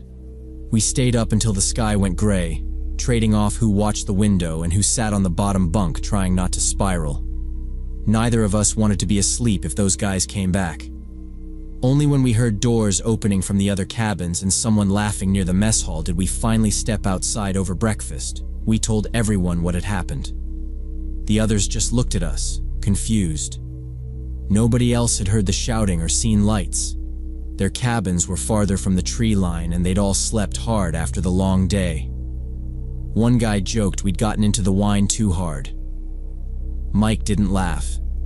He listened, asked a couple of practical questions, then said, "Sounds like a meth cook." He'd served in the military before the corporate job, and said the smell matched what he'd run into on drug busts during joint operations. The room went quiet after that. Nobody tried to argue when he suggested we leave that afternoon instead of staying the full 2 nights. We all started packing without much discussion. I could feel people glancing toward the trees more often. Emily and I went back to our cabin to grab the last of our stuff and check around outside so we didn't leave anything behind. I was rolling up a tarp when she called my name. Sharper than usual, I walked around the side of the cabin and saw her staring at the ground by the wall. Lying in the flattened grass were 3 empty acetone canisters and a scrap of filthy cloth stiff with pale, warped stains that looked exactly like chemical burns. Mike didn't waste time when we got back to the city. As soon as we unloaded the vans at the office, he went inside, closed his door, and called the sheriff's office for the county where the camp was. Later, he told us he described the location, the chemical smell, the shouting, the lights, and the acetone canisters, and the cloth we'd found. The dispatcher sounded interested, but not surprised. Like this wasn't the first time someone had called about something like that. A week later, he forwarded an email to all of us from a deputy. They said they had sent a couple of units and someone from the drug task force to check the camp and the woods around it. According to the report, they didn't find any active setup, no fresh trash, no new tire tracks. Just some old disturbed dirt near a logging road and a few burned spots that could have been anything. Reading that message made my stomach twist. I knew what Emily and I had seen and smelled. Having a neat, nothing to see here summary made it feel like we had exaggerated it or dreamed it. Even though we remembered the same details, I called Emily that night after work. She answered with, "You saw the email, right?" Before I even said hello. We ended up going back over everything like we were checking each other for mistakes. What time we had gone to bed, when the smell started, how the lights moved, where the canisters were lying, how close they had been to our cabin. Every time we tried to poke a hole in it, the story still lined up the same. 2 people don't hallucinate the exact same burned cloth in the exact same place. A few days after that, Mike stopped me near the break room. He said he'd talked again to his relative who owned the camp. This time the guy was more honest. He admitted that forest rangers had found pieces of underground labs in that area a few years earlier. Not right on camp land, but close enough. Collapsed tunnels, old containers, plastic tubing, burned pits. All the stuff you see in photos when a drug bust makes the news. They had figured whoever ran it had moved on, so nobody thought to warn us about it before we went up there. Hearing that did not calm me down. It did the opposite. It meant what we had walked into wasn't some weird one-off thing. That forest already had a record of people cooking chemicals and not caring who got hurt. After that talk, I stopped even pretending I was open to camping trips. Friends asked me to come along to normal campgrounds with kids and RVs and all of that, and I always had some excuse. I didn't tell most people what had happened because it sounded dramatic when I tried to say it out loud. But every time I caught a strong chemical smell, even just cleaning spray in a restroom or nail polish remover at a salon, My brain jumped straight back to that porch, and the burning in my nose while those lights slid between the trees. The thing that still bothers me most is how coordinated it was. Those lights moved like they were sweeping a path, not wandering. The chemical smell hitting us right before we saw them felt deliberate, like they were testing a batch with no signal and men yelling in the dark. Staying quiet was the choice, and I check that county's news, but nothing shows up.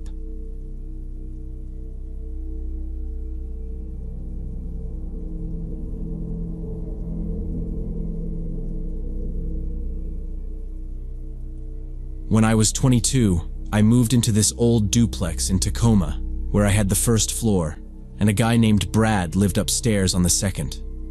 It wasn't anything special.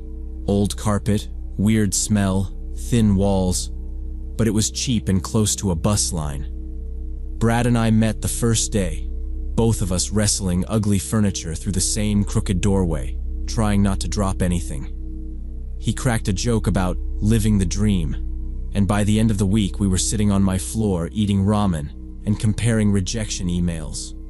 We were both fresh out of college and broke in that specific way where you're still pretending it's temporary. We'd send out resumes, refresh our inboxes, and talk like this was just a phase before real life started. Brad seemed like a normal dude. Smart, dry sense of humor, a little reserved but not weird. He'd come downstairs most nights to play video games, or just sit at my tiny kitchen table and talk about what he'd do once he finally got a job.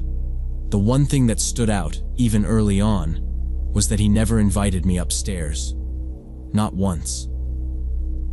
Anytime I joked about checking out the upstairs suite, he'd brush it off.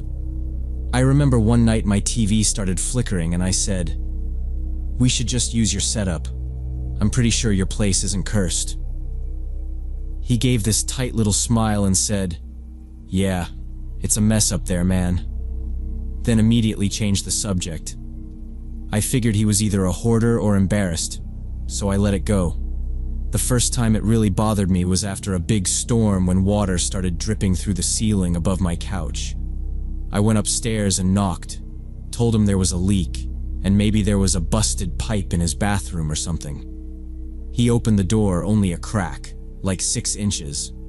As soon as I mentioned the water, his whole posture changed.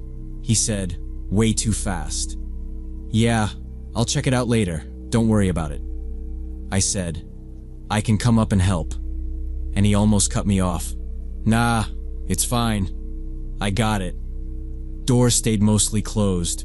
The way he looked past me toward the stairs like he was afraid someone might see us talking stuck in my head. After about 3 months, little stuff turned into patterns I couldn't ignore. Brad started showing up with bruises. At first, it was one on his forearm that he said came from eating shit on a run. A week later, there was another higher up, yellowing around the edges. Then one near his collarbone. Same general areas, over and over. He shrugged them off, said he was clumsy, but he'd jump when a door slammed or when someone shouted outside, flinch so hard he'd spill whatever he was holding. At night, I'd hear arguments through the ceiling. At first, I told myself it was the TV, but it wasn't. There was a woman's voice, sharp and relentless, and Brad's voice low and apologizing. Sometimes it was just tense talking, sometimes full-on screaming. A few times I heard something break and the sound of furniture dragging. I'd stand in my kitchen staring up at the ceiling, phone in my hand, not sure if I should do anything or if I was just being nosy. One evening we were out on the front steps with cheap beers, watching cars roll by. Brad was quieter than usual, arms folded tight like he was trying to hold himself together. Out of nowhere he said, "You've probably figured out I don't live up there alone."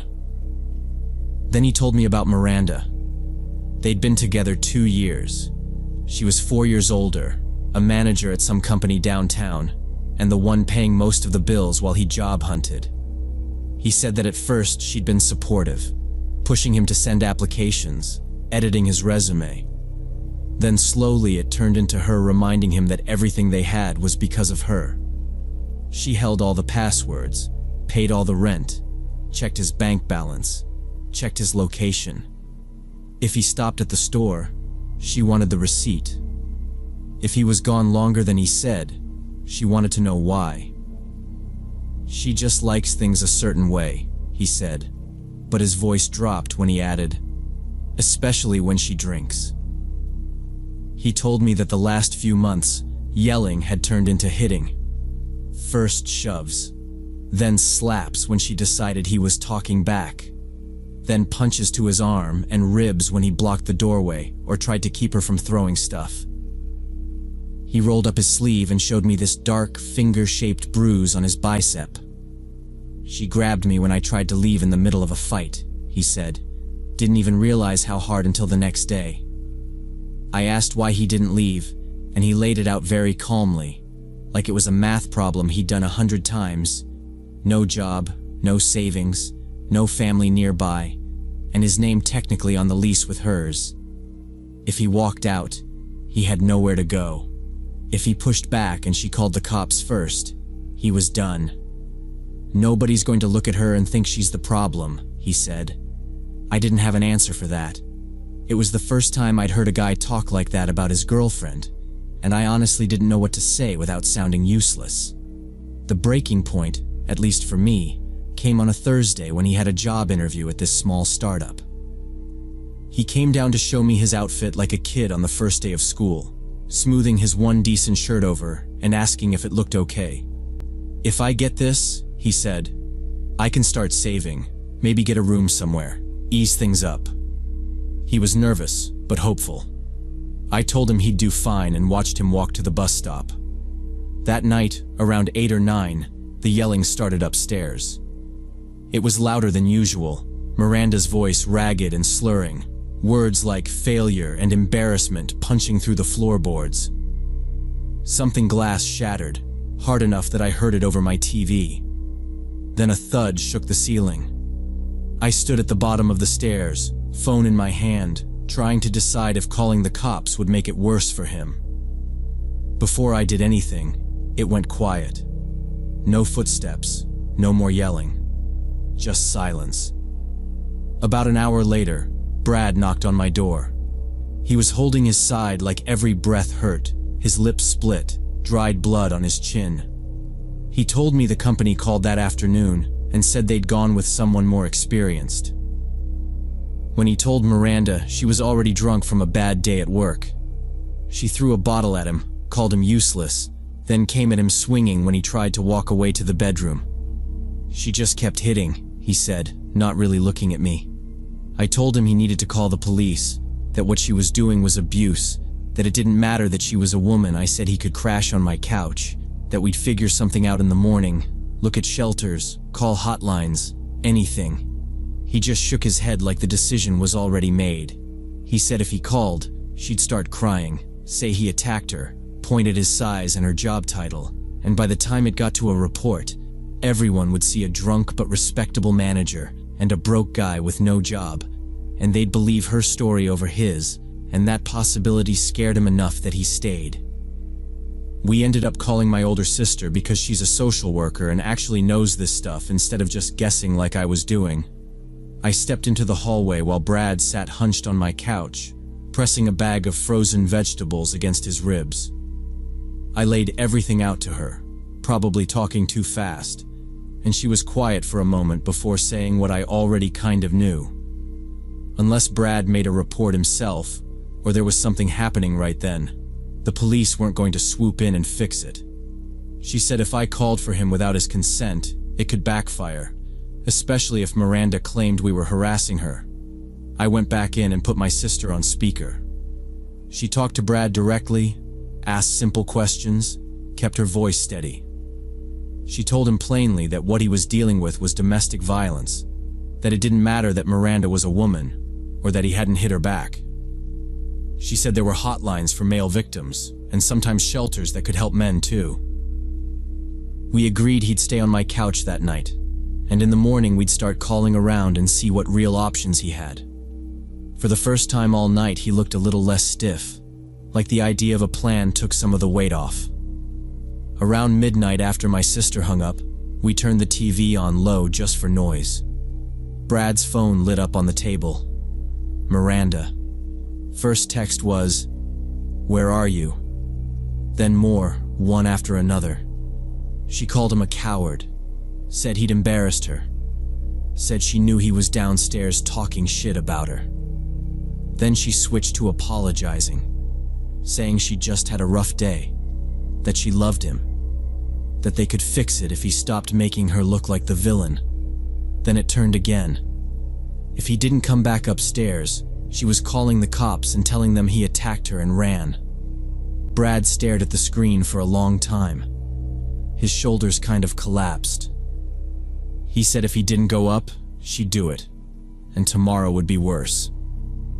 I told him he didn't have to go anywhere, that we could shut his phone off and deal with whatever came next when we had a hotline worker or lawyer on the phone.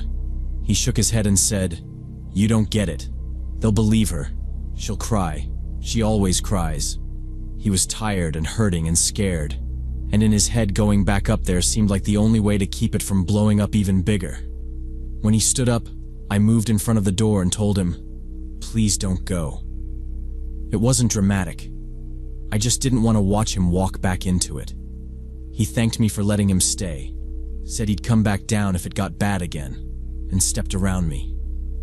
I didn't grab him. I didn't call the cops while he was on the stairs. I told myself he was an adult, and that pushing too hard might make things worse if Miranda ever decided to spin a story about me too. After he left, I lay on the couch fully dressed, staring at the ceiling and listening. At first, it was just muffled voices. Then, sometime around 3 in the morning, it turned into full-on shouting again. Miranda's voice was sharp even through the floor, Brad's lower and strained. Something slammed hard, then another heavy impact that I assumed was a door. Then nothing. Not footsteps, not movement, nothing at all. The silence dragged on until I felt sick. I was still arguing with myself about going up there when blue and red light flashed across my walls. Sirens stopped right in front of the building. Car doors, fast boots on the stairs, radio chatter. I went to the window and watched officers run up toward Brad's place, while I just stood there with my heart hammering and no idea what I was supposed to do. What I know now is from what detectives told me, what I read later, and a bit from Brad's own words. When he went back upstairs, Miranda started in again, accusing him of telling people their business and making her look crazy. She'd kept drinking after he left. At some point, the fight moved into the kitchen. She grabbed a knife off the counter and came at him, wild, actually cutting his arm. He grabbed for her wrists and they struggled, both of them slipping on something on the floor. He managed to get the knife out of her hand.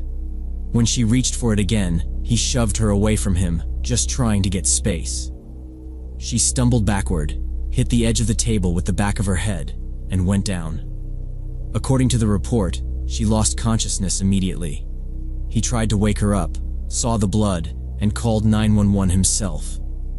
By the time paramedics got there, she was already dead from the head injury. The 2 bangs I'd heard were the table and her body hitting the floor. I watched from my window as they brought her down on a stretcher under a sheet and walked Brad out in handcuffs. His face was blank. No yelling, no crying, just gone. The investigation dragged on for months. I gave statements about the bruises and the fights and how scared he'd been to call the cops. They pulled their messages, talked to people who knew them, and slowly built a picture that matched what I'd seen. In the end, they decided not to charge him, ruling it self-defense. On paper, he was free, but when he finally came back to grab his things, he wasn't the same guy I'd met carrying a couch up those stairs. He jumped at sounds, didn't joke anymore, moved like everything hurt. He stayed a little while longer, then told me he was leaving the state to stay with a cousin, said maybe distance would help. We traded numbers but never really talked again. Sometimes I still lie awake replaying that night, thinking about every point where I could have called someone or pushed harder, and I have to live with knowing that whatever I did or didn't do We both still walked away from that place, carrying something we can't put down.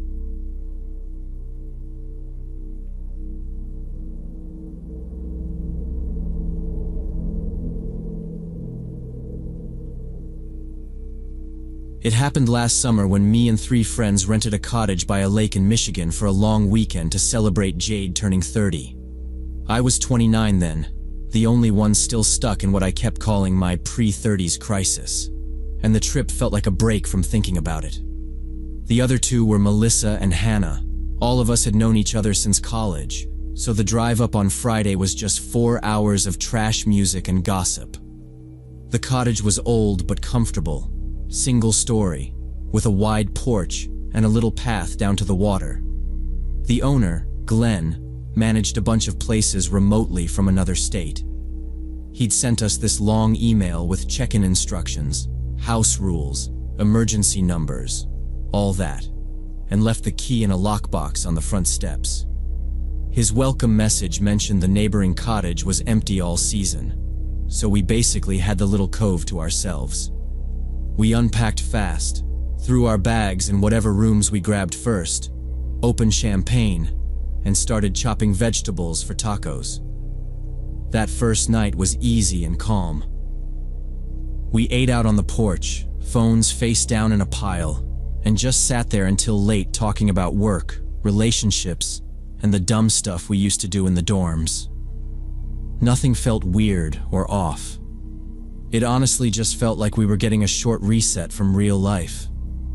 Saturday morning around 9, Melissa realized her wireless earbuds were gone. She came out of her room holding the charging case open and empty, already annoyed. She swore she'd left them on her nightstand before going to sleep.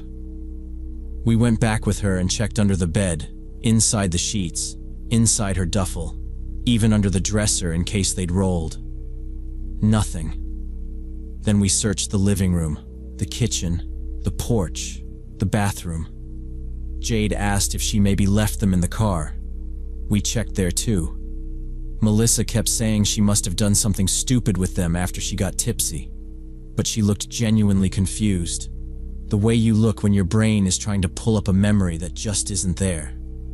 We eventually gave up and left the room a mess, telling her they'd probably turn up. The afternoon we spent in the little town nearby, grocery store, liquor store, coffee, an hour at the public beach. It was busy, normal, families everywhere. When we got back to the cottage around 6, Hannah stopped halfway through the kitchen and said, "Did one of you leave this open?" The door that led from the kitchen to the backyard was cracked, maybe 3 inches. All of us remembered closing it and locking it before leaving that morning. For a second, nobody moved. Then Jade checked the lock and said the latch felt loose. Maybe it didn't catch and the wind pushed it. We walked through every room, looked at the windows, checked the front door bolt, opened the closets, more to calm ourselves than because we expected to find someone. Nothing looked touched. I texted Glenn to ask if any maintenance person could have come by. The message sent, but no answer.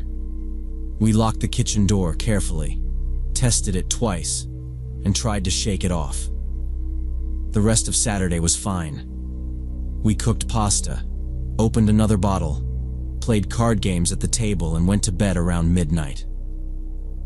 Sunday morning, Hannah's phone charger had vanished. She walked into the kitchen holding her phone and the empty end of the extension cord where she swore it had been plugged in. She said she'd left the charger in the living room outlet overnight while she scrolled TikTok on the couch, then gone to bed. Now it was just gone. That was when the mood shifted for real. Melissa laughed and said maybe one of us was sleepwalking and collecting electronics, but nobody really reacted. Hannah snapped that it wasn't funny and said, "Things don't just disappear." We went through the same motions, checked cushions, under furniture, looked in bedrooms, even inside the kitchen drawers in case somebody absent-mindedly tossed it somewhere. Nothing. All of us kept saying out loud that there had to be a boring explanation, but we kept glancing at each other like we were waiting for somebody to admit to a prank that never came.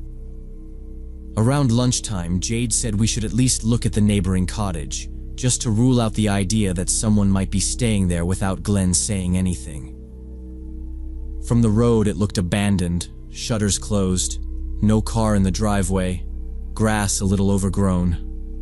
We walked over together, staying close. The front door was shut and locked.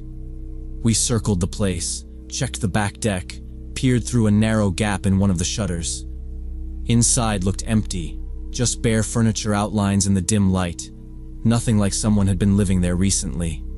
No footprints, no cigarette butts, no random trash that would have made it feel like a hangout spot. On the way back to our cottage, we talked ourselves back down again. Maybe Melissa had her earbuds at home. Maybe Hannah had packed the charger and just didn't remember. Maybe we were tired and a little too keyed up from city life.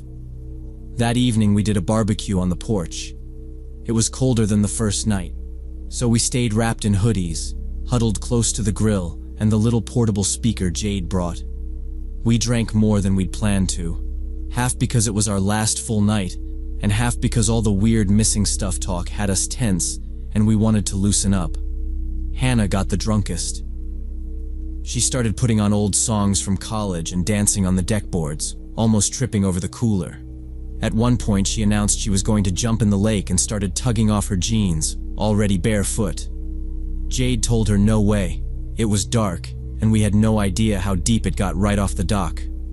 I added that we were all at least mildly drunk, and none of us were strong swimmers. If she slipped or cramped up, nobody was going to be any real help. Melissa backed us up, saying she wasn't about to explain to Hannah's parents how she'd drowned on a girls' trip.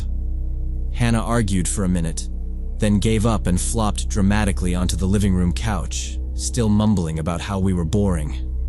Around midnight, she passed out there, one arm over her face, shoes on, half a blanket slipping off her.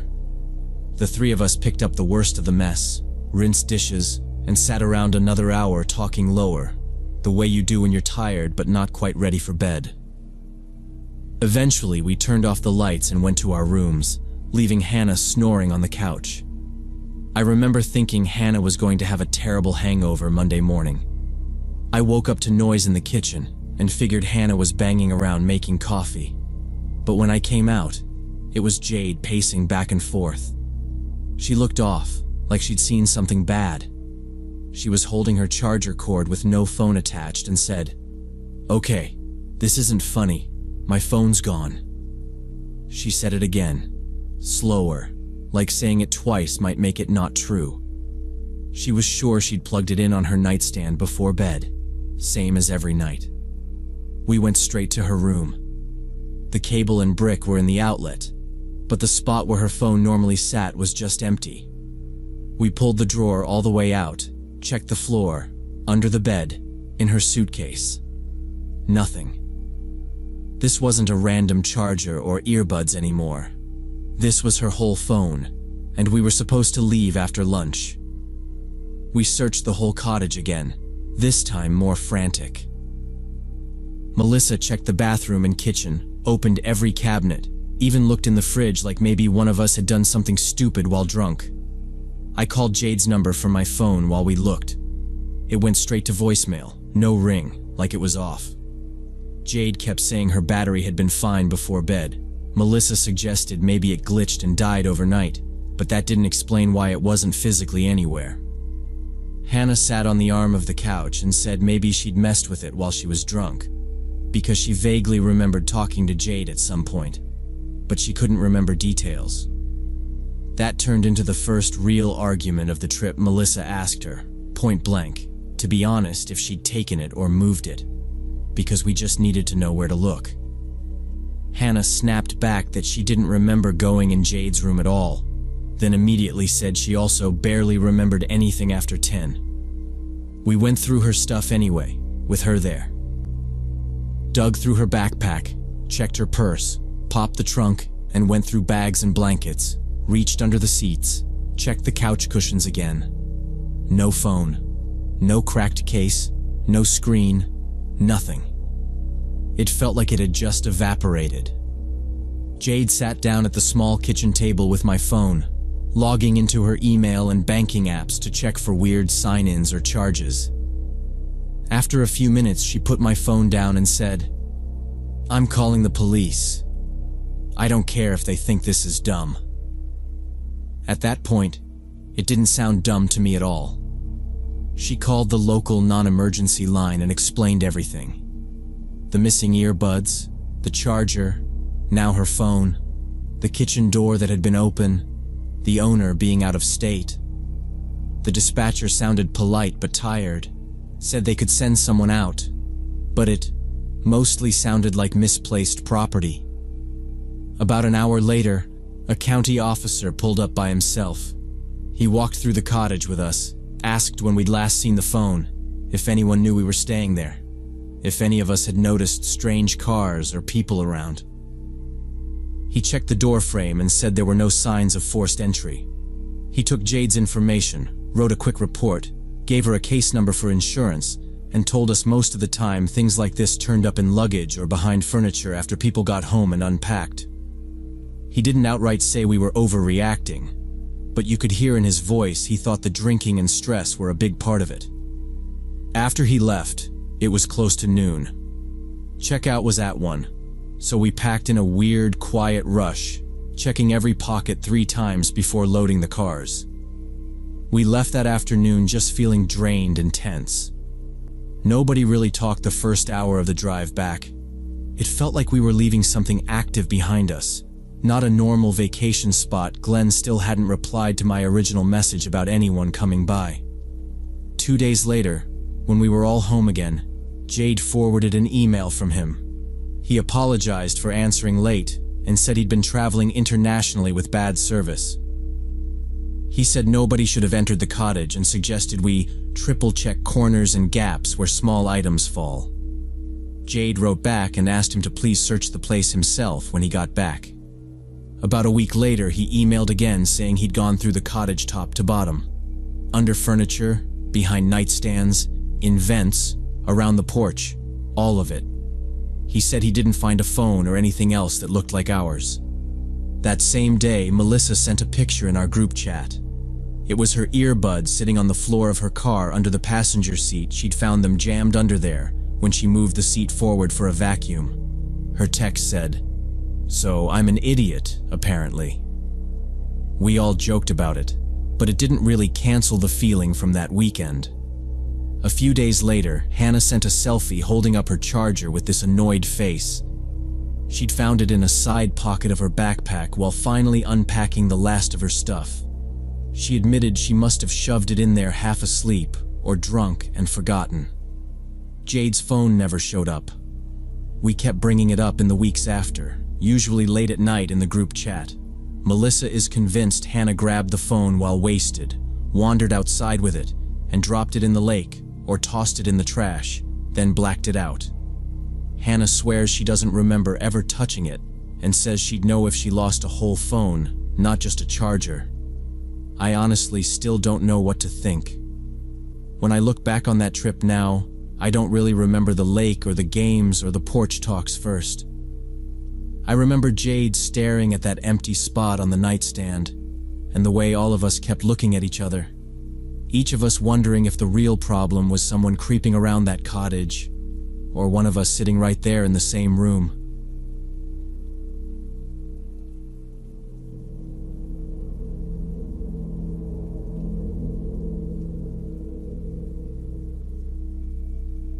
I used to work as a dispatcher for a tow truck service on night shifts.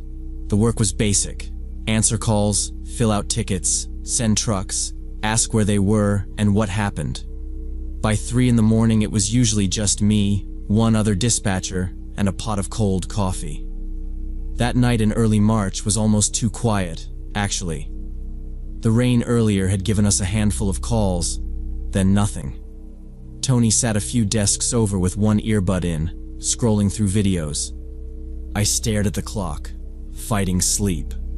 When the phone finally rang, the sound felt loud enough to shake me awake. I put on my headset, hit the button, and gave the standard greeting I expected some drunk guy in a parking lot. Instead, I heard a woman. Her voice was low and a little breathy, like she was talking close to the mic. She said her car had broken down on Highway 45 and she needed a tow. She sounded calm, not angry or panicked. I opened a new ticket and asked her name, car model, exact location, callback number. She said her name was Christina, that she was driving from Austin when the engine died. She gave me a mile marker and mentioned a closed gas station she'd just passed. I typed everything in and read it back to her. I told her one of our drivers would be there within 40 minutes. She thanked me in a quiet voice, but didn't disconnect. There was a pause. Instead of a click, I heard her breathing on the line.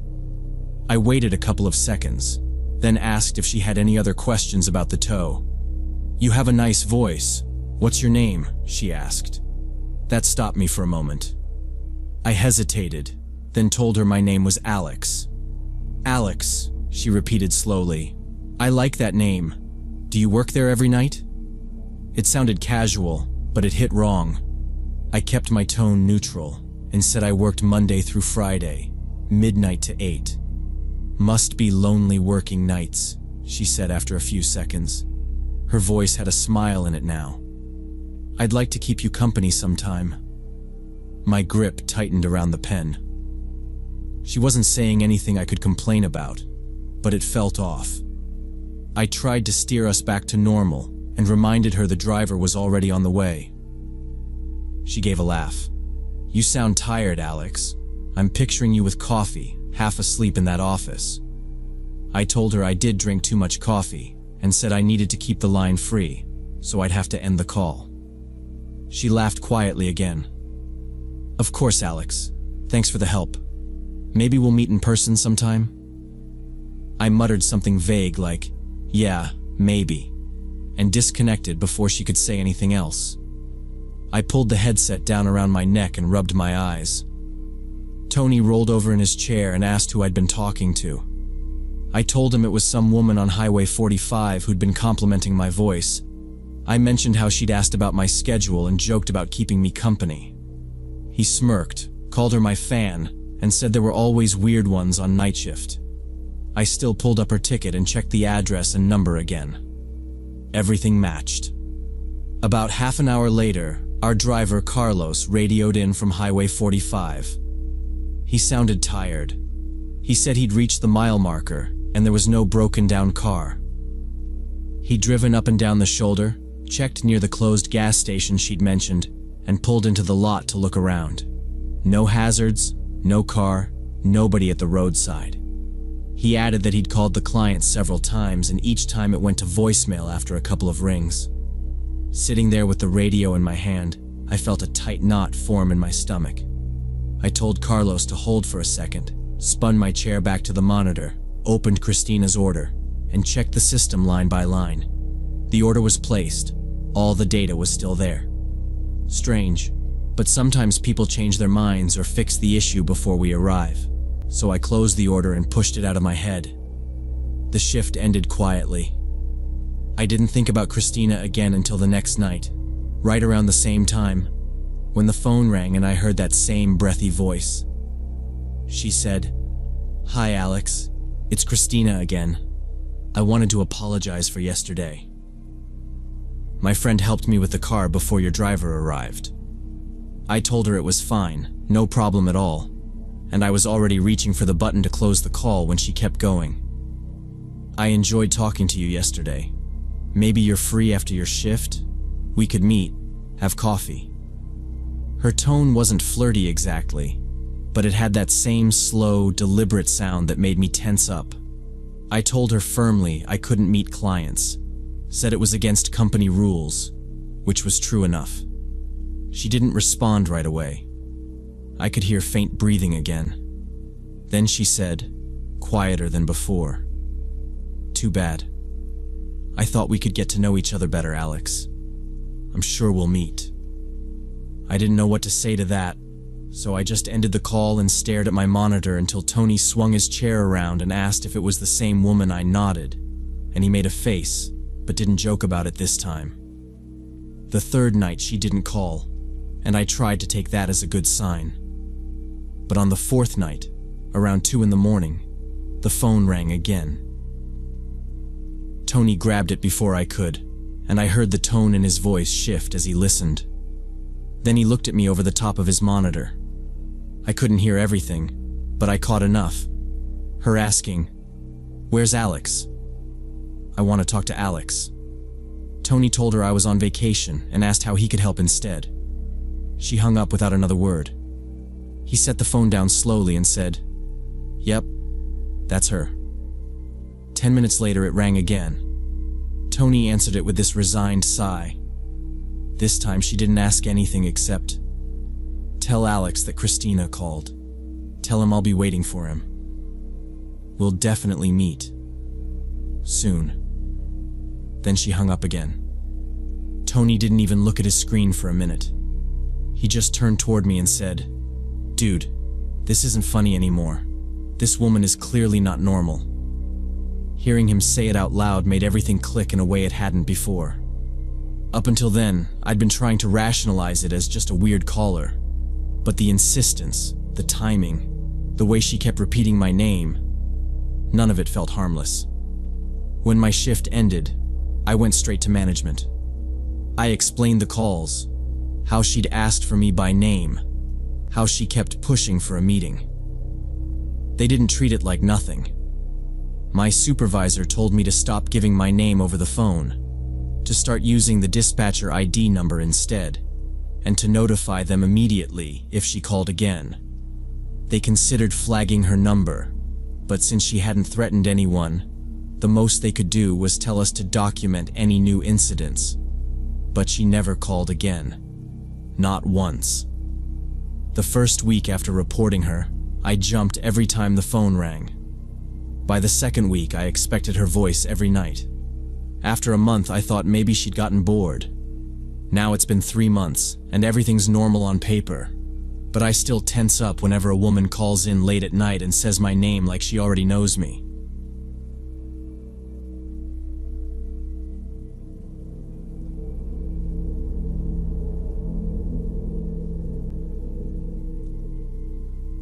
Last Thursday evening, my sister asked me to meet her at the mall to help pick out a birthday gift for my niece.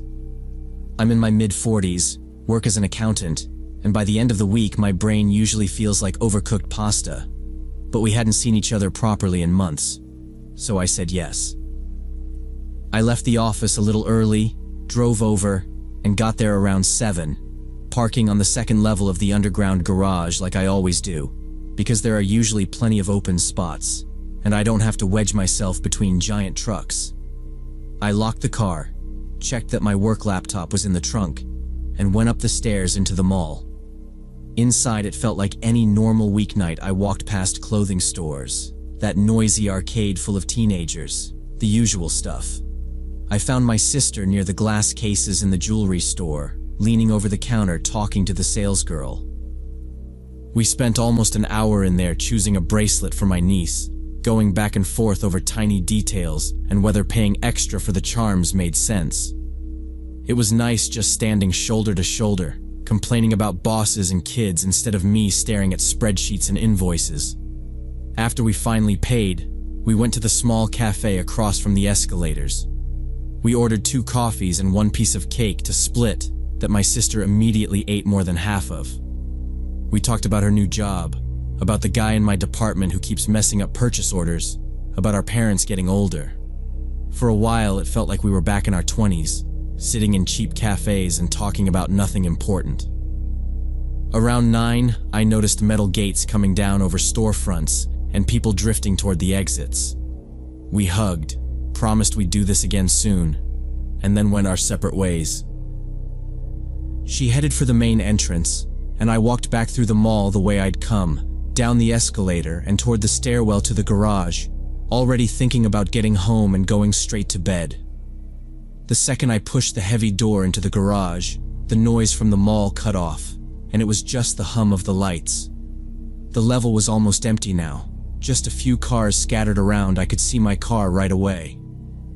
What I hadn't seen when I arrived was the white minivan now parked tight next to it, close enough that its sliding door lined up with my front seats.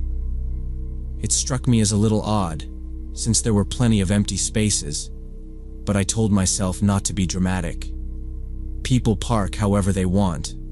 I walked over, unlocked my car, and opened the driver's door. I put my purse and the small bag with the bracelet on the passenger seat and was turning to sit down when I heard the heavy slide of the minivan's side door opening behind me. The sound made me pause. I turned and saw a man climbing out from the back. Mid-40s maybe, medium build, jeans and a dark jacket, nothing that would stand out in daylight. He smiled quickly like he didn't want to scare me and asked if I could help him for a second. He said his navigation was acting weird.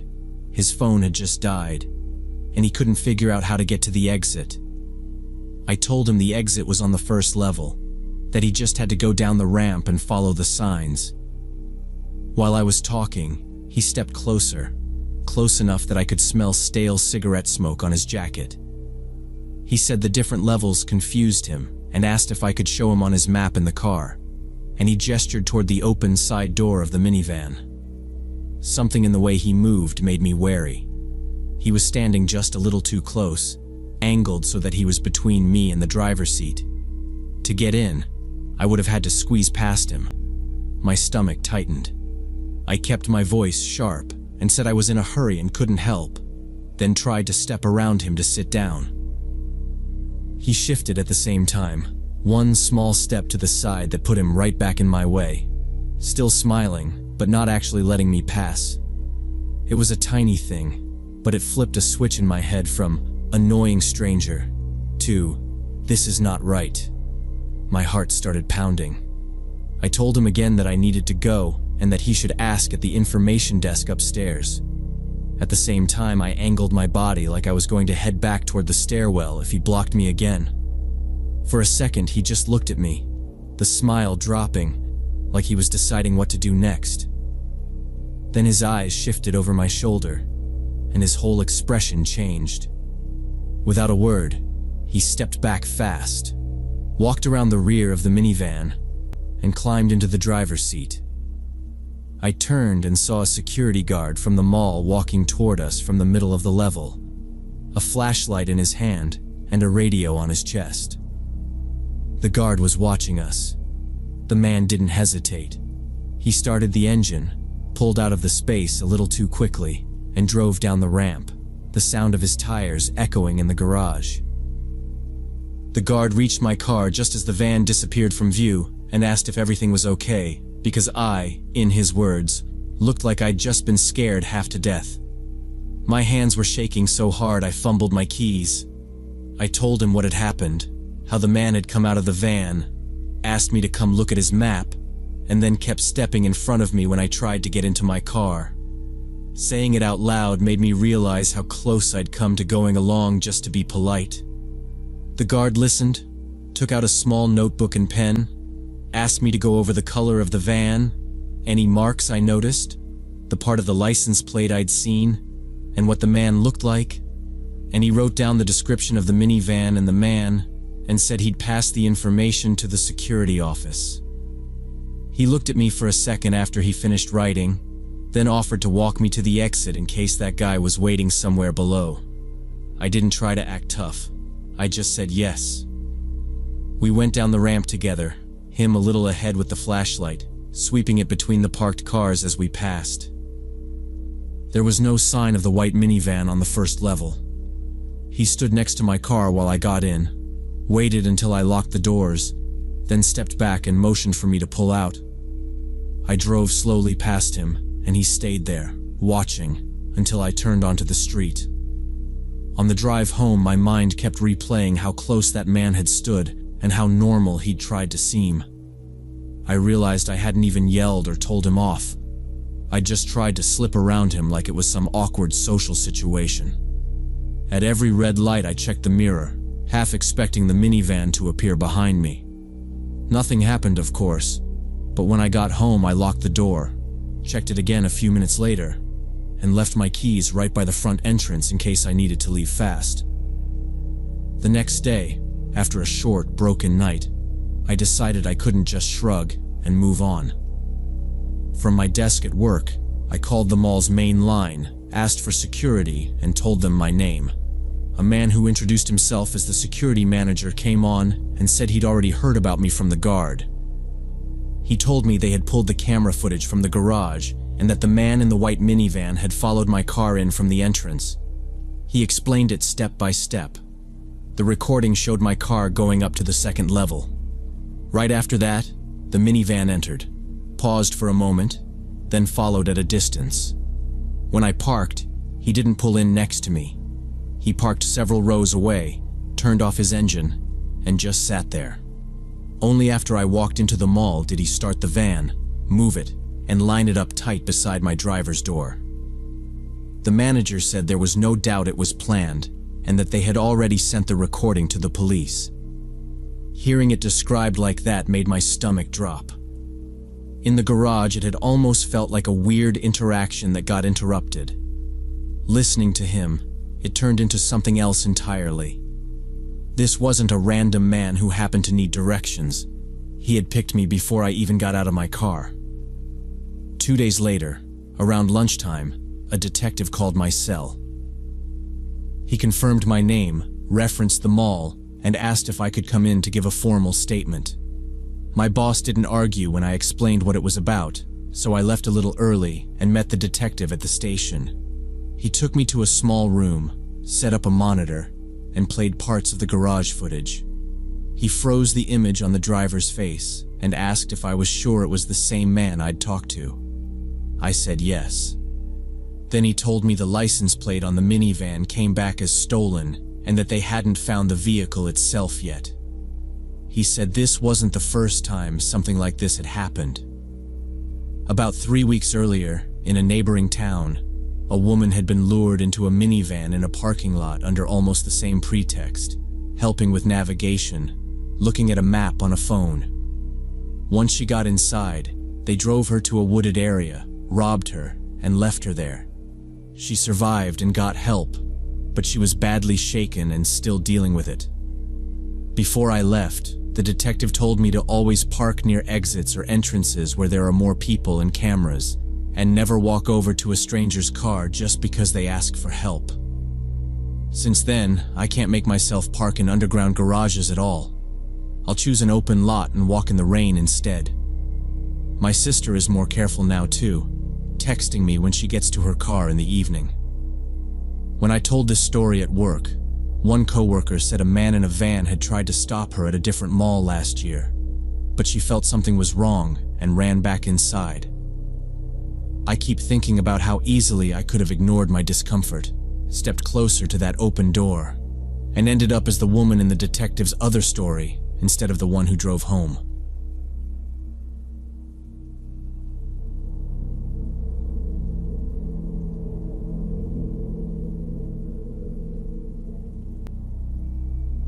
In August 2023, I moved to a new state after getting a position at a large hospital. I was 31, tired of roommates and short leases, and for the first time I had real money after selling my tiny studio back in my old city. The idea of renting again made me angry. I didn't want a mortgage either, so from the start, I was specifically looking for something cheap enough to pay in full, even if it meant older, smaller, not in the perfect location. Prices near the hospital were insane. One night in the break room, I was scrolling listings and swearing under my breath when a coworker from my unit, Mark, said his neighbor was trying to sell half of a duplex fast residential street, family area, around a 30-minute drive from the hospital. He said the guy was divorcing, needed to split assets, wanted cash, and no drama. Then he told me the price, $95,000 for his half. I actually asked him what the catch was. Mark just shrugged and said, "Messy divorce. He wants it gone." I met the owner 2 days later. He introduced himself as Todd, maybe early 40s, normal looking, a little worn out.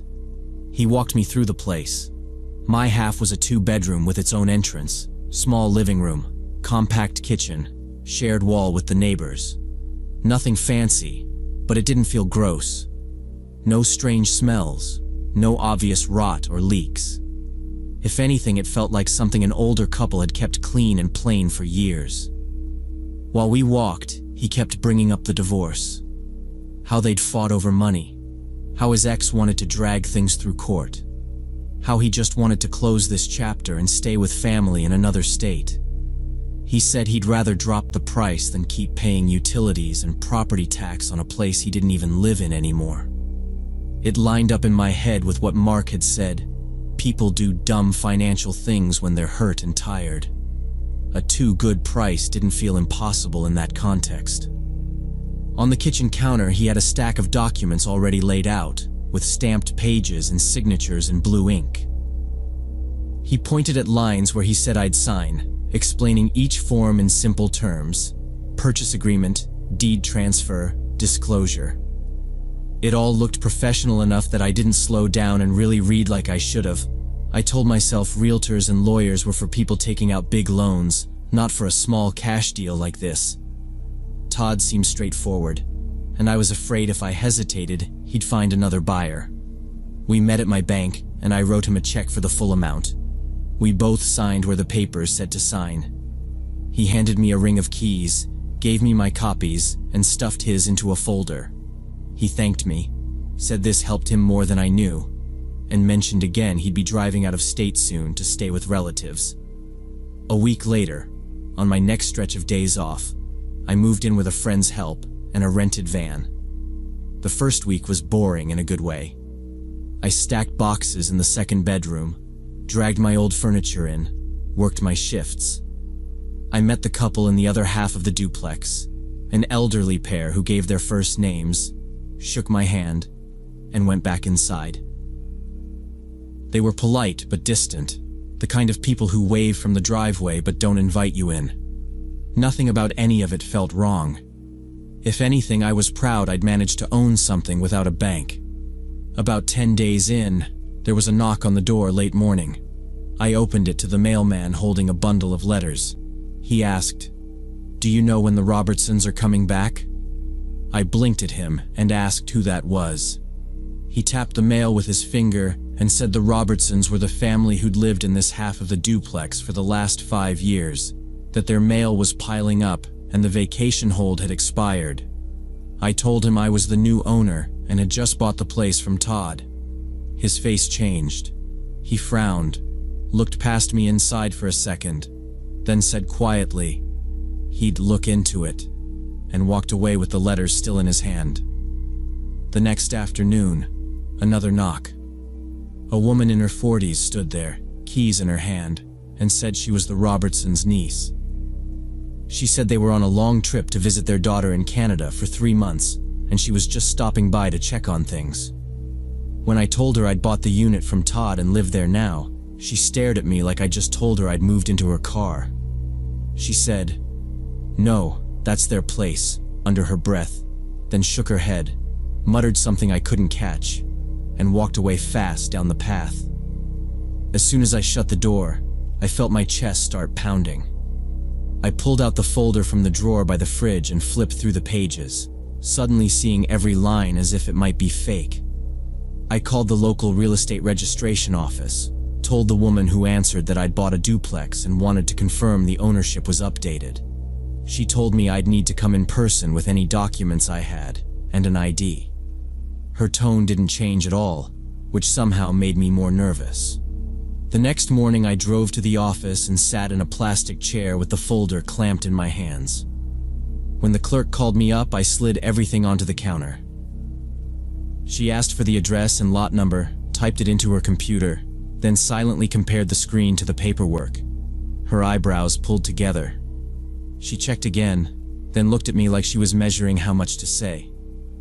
"This duplex belongs to the Robertson family," she said. "They've owned it for 7 years. There have been no sales or transfers." I felt lightheaded.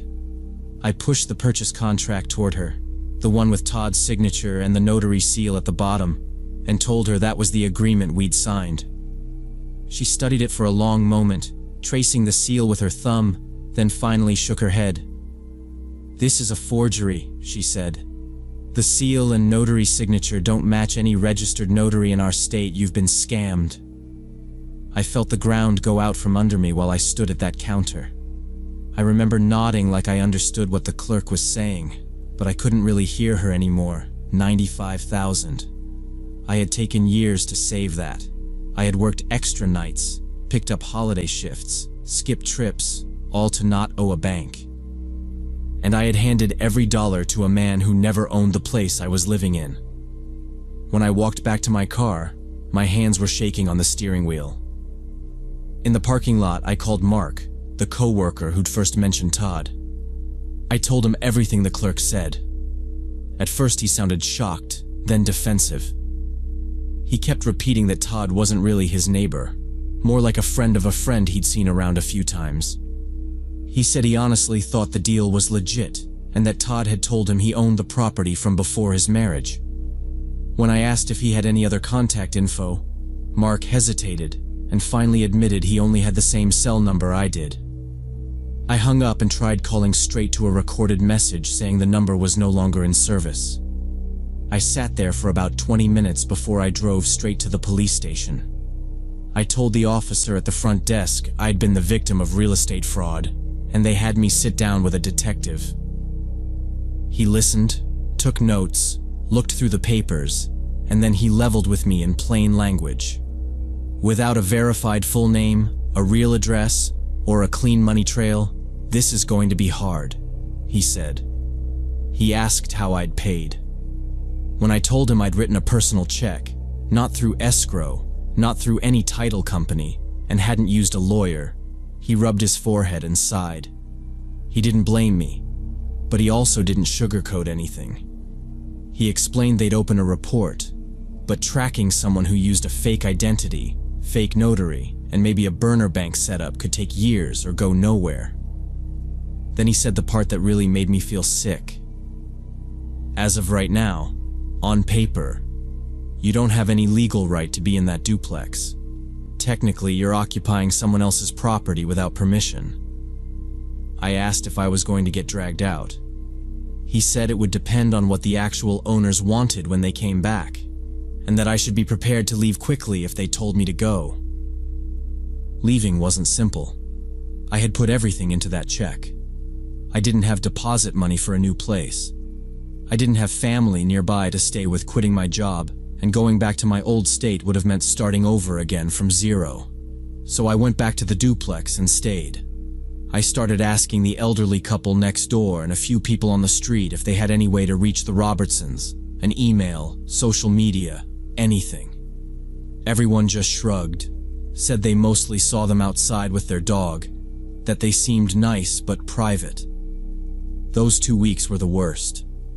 Every knock on the door made my heart jump. I kept my things half-packed, boxes still open, like I might need to run in a hurry. I barely slept on my days off because I kept replaying every moment with Todd, trying to see what I'd missed. One evening, just before dark, I heard tires on the driveway. I looked through the front window and saw a car I didn't recognize pull right up. A man about late 50s climbed out, pulled a suitcase from the trunk, and unlocked the gate like he'd done it 1,000 times. That's when it finally sunk in that the Robertsons were home. I didn't wait for anyone to knock. That night I packed everything I could fit into my car, grabbed the rest in trash bags, and drove to the cheapest motel I could find near the hospital. The room was miserable, but at least no one could tell me I didn't belong there as long as I paid. Early the next morning, I drove back to the duplex one last time. I stayed on the sidewalk, wrote a note leaning on my steering wheel, and taped it to the front door. I explained the whole situation as simply as I could, apologized for being in their house, and wrote in big letters that I had been scammed and hadn't known it was theirs.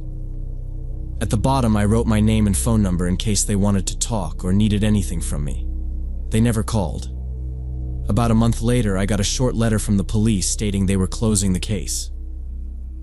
They wrote that the person using the name Todd couldn't be located. The ID copy he'd shown my bank didn't match any real record, and the notary listed on the paperwork didn't exist in state records. In other words, there was nowhere else to go with it. 95,000 gone. Nothing to show for it except a file number in some system and a stack of worthless papers in my drawer. Right now, I rent a room from another nurse on my floor. Most of my pay goes into a new savings account, and the rest into rent and that motel bill. I don't look at Facebook Marketplace, Craigslist, or any private sale group anymore. If it's not going through a legit agent or lawyer, I don't touch it. Sometimes, when I'm driving between shifts, I pass the street where that duplex is. I've seen the Robertsons out front once or twice, bringing in groceries, living their normal life. I don't know if they ever read my note or just tossed it without a second thought. What sticks with me most now is how ordinary it all looked at every step. A co-worker's recommendation, a tired man with a believable story, official-looking stamps, a price that felt lucky, but not impossible. I still scroll real estate sites sometimes, and every time I see a deal that looks a little too good, I catch myself checking the photos like I might see Todd in the background. I keep hoping I'll recognize his face or his fake name in some new listing and at least be able to warn somebody, but I haven't found anything yet.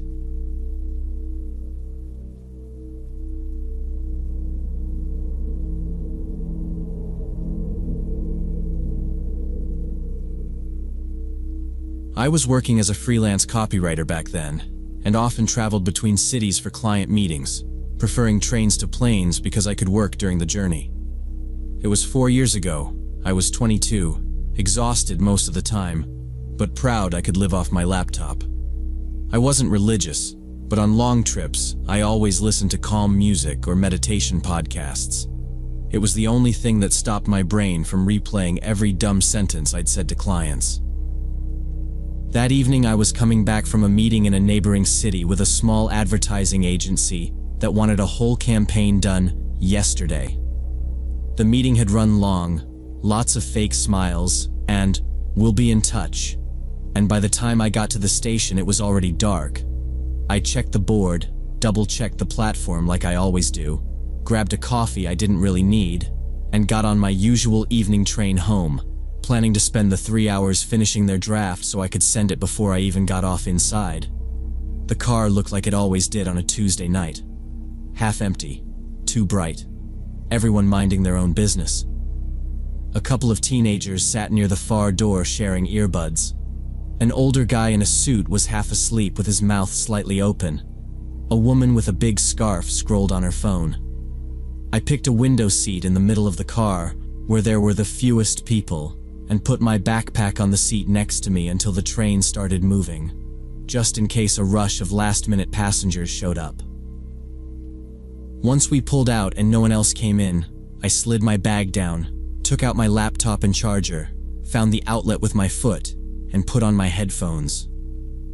As the podcast started, and some calm man's voice talked about breathing and letting thoughts pass, my shoulders finally dropped a little. I opened the brief, answered a couple of client messages, then got into that focused zone where you're just moving words around and time goes by without you really noticing. About 40 minutes into the trip, I felt the table in front of me shift. That tiny movement you only get when someone sits down on the other side. I hadn't seen anyone walk past, so it pulled me out of my focus for a second. The car was still mostly empty. There were whole rows with no one in them. I glanced up, expecting someone to sit a few seats away, and instead saw a man about 50, lowering himself directly into the seat opposite mine. He wore a worn leather jacket and a dark knit hat pulled low on his forehead. Clean shaven, but with that permanent tired look some people have. He placed an old battered notebook on the table between us like it mattered. For a second it all felt normal. People can sit where they want. I don't own the table. I gave him the automatic small smile you give a stranger you're sharing space with and looked back at my screen. I tried to keep working, but after a minute I felt that someone is staring at you pressure. I pretended to scroll, then glanced up again. He wasn't looking at his notebook, or out the window, or at a phone. He was staring straight at my face, not in a distracted way. Just fixed. When our eyes met, he didn't look away or pretend he'd been looking somewhere else. His expression didn't change at all.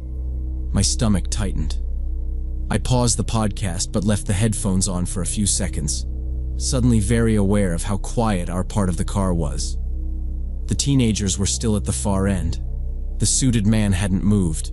The woman with the scarf was still staring at her screen. Nobody else seemed to notice anything. It was just me and this man and his stare. I didn't want to jump to conclusions. I've met plenty of awkward people who never learned how to handle eye contact, and I didn't want to be dramatic over nothing.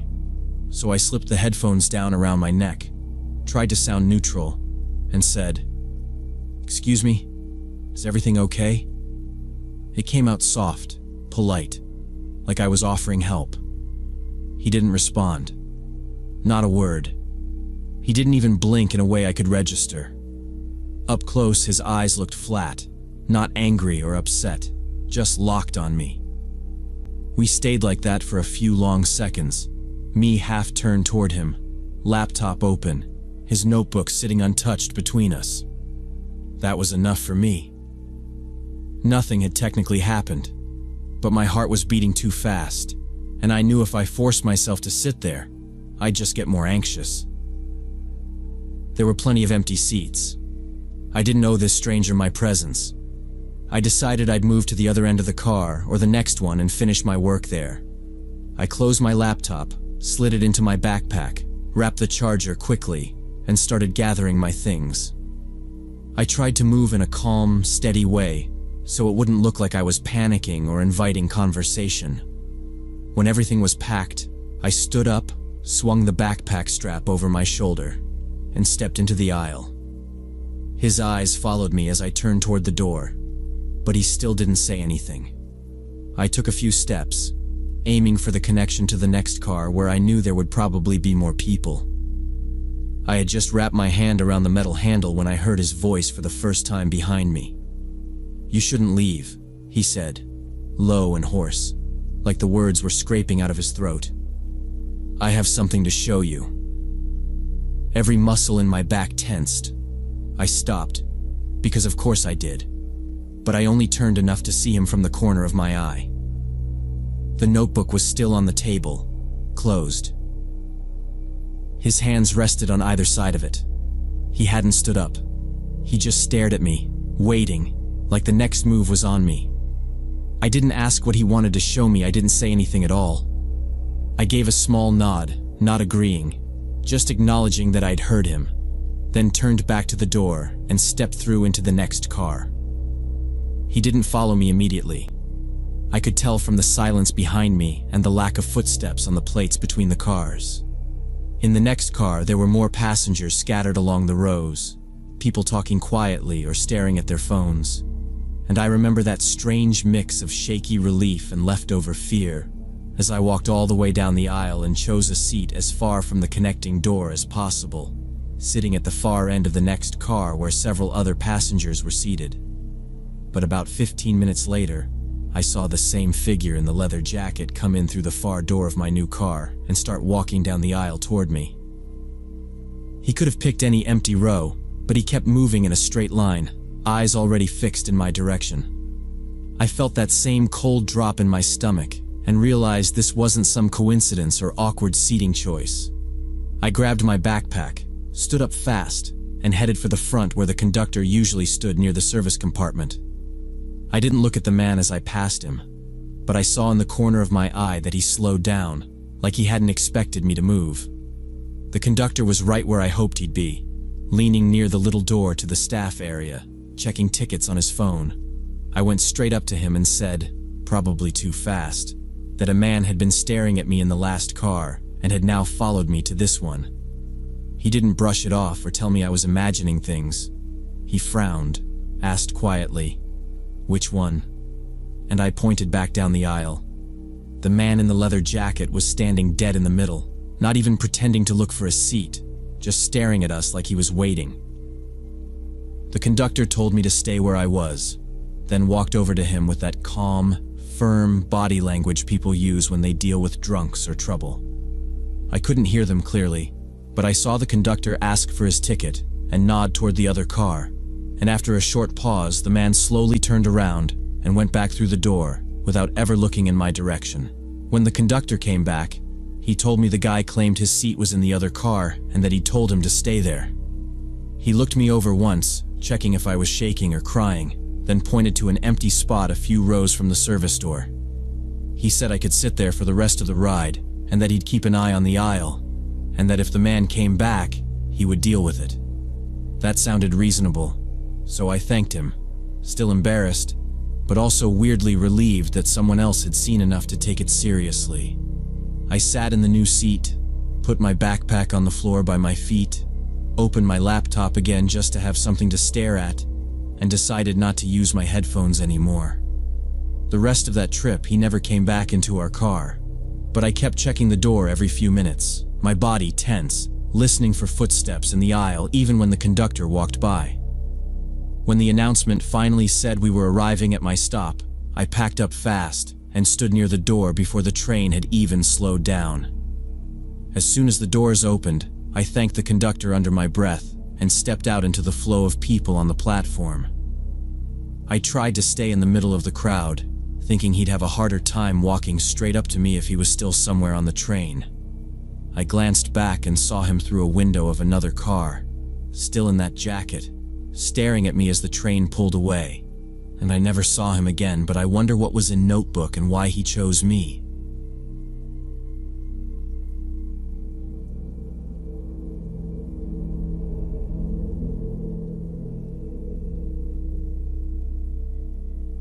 I'd never had any seriously frightening situations until that fall evening when I was 21.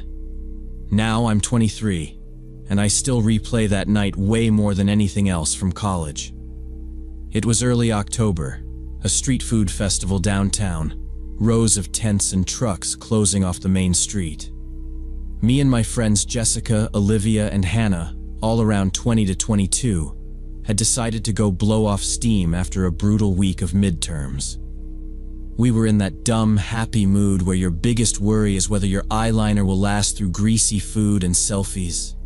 We zigzagged between trucks, splitting tacos and noodles, taking pictures under those cheap string lights while some cover band played way too loud at the end of the block. There were families with strollers, groups of students like us, older couples, cops walking around. The whole thing felt busy, but safe. Around 9, we stopped near the stage to listen for a bit, standing between a kettle corn stand and a craft beer tent, just yelling jokes at each other over the music. That's when I got that feeling. The very specific kind of being watched where your skin goes tight even though nothing around you actually changes. At first, I tried to shrug it off and kept talking, but I kept losing my train of thought and catching myself halfway through a sentence, turning my head to look behind us.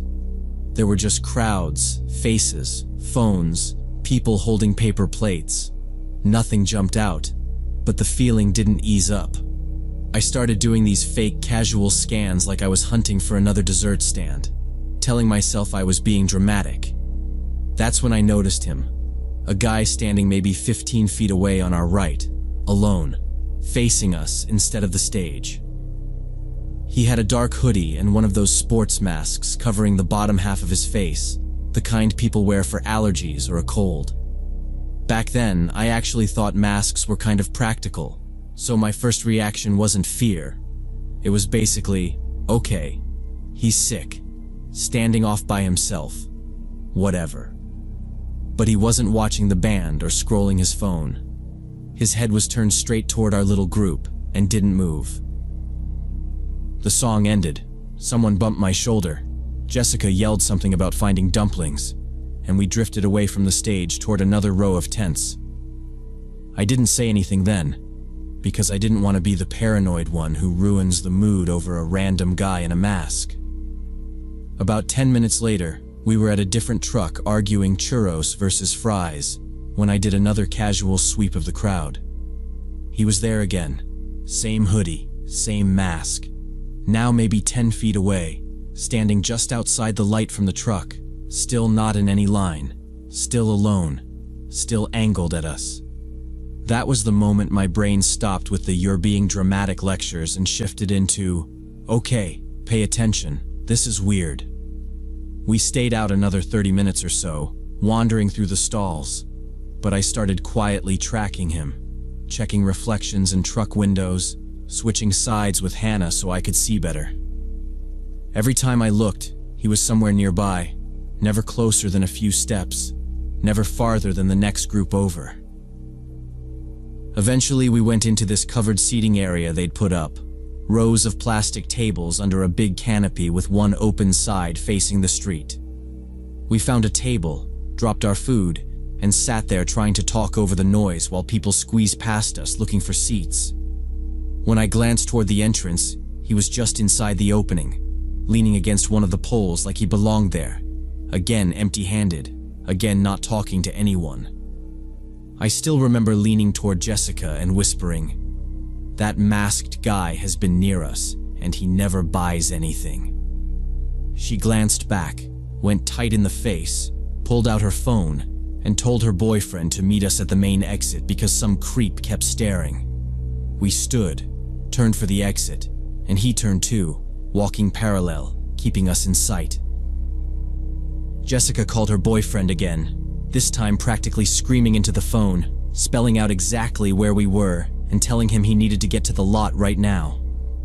I could hear him through the tiny speaker, confused at first. Then his voice went sharp when he realized she was actually scared. He started asking questions, but she just kept saying, just come to the van now," and hung up before he could finish. All four of us shifted into that weird half-walk, half-run, trying not to look like we were freaking out, but definitely moving faster toward the exit that led to the parking lot. The crowd thinned a little near the edge of the festival. I was starting to think, okay, we just have to make it to the van, and then we're fine. Then I heard it. Fast footsteps behind us that didn't match the slow pace of everyone else. I glanced over my shoulder and saw the masked person speed up, weaving between groups, then going from a quick walk into a full run. They weren't heading toward a tent or the stage.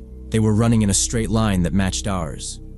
Instead of coming straight up behind us, they cut off to the side, slipped around a couple with a stroller, and shot ahead. In seconds, they were in front of us, right in the middle of the path to the exit, just standing there. It was so obvious then. They knew we were trying to leave, and decided they weren't going to let that happen easily. Hannah grabbed my arm hard enough to hurt. Olivia kept saying, "No, no, no," under her breath like a mantra. Jessica's breathing turned choppy and loud. She looked everywhere for a way around, but there were too many people and too little space. The masked person just stood in front of us like a wall. I don't know if it was adrenaline or just my personality, but something in me flipped from fear to anger. I stepped out in front of my friends so they were behind me and raised my voice over the music and chatter. "Hey!" I yelled. "Back off and leave us alone!" The person froze, then slowly turned their head fully toward me. They tilted it to the side like a dog hearing a strange sound, just staring.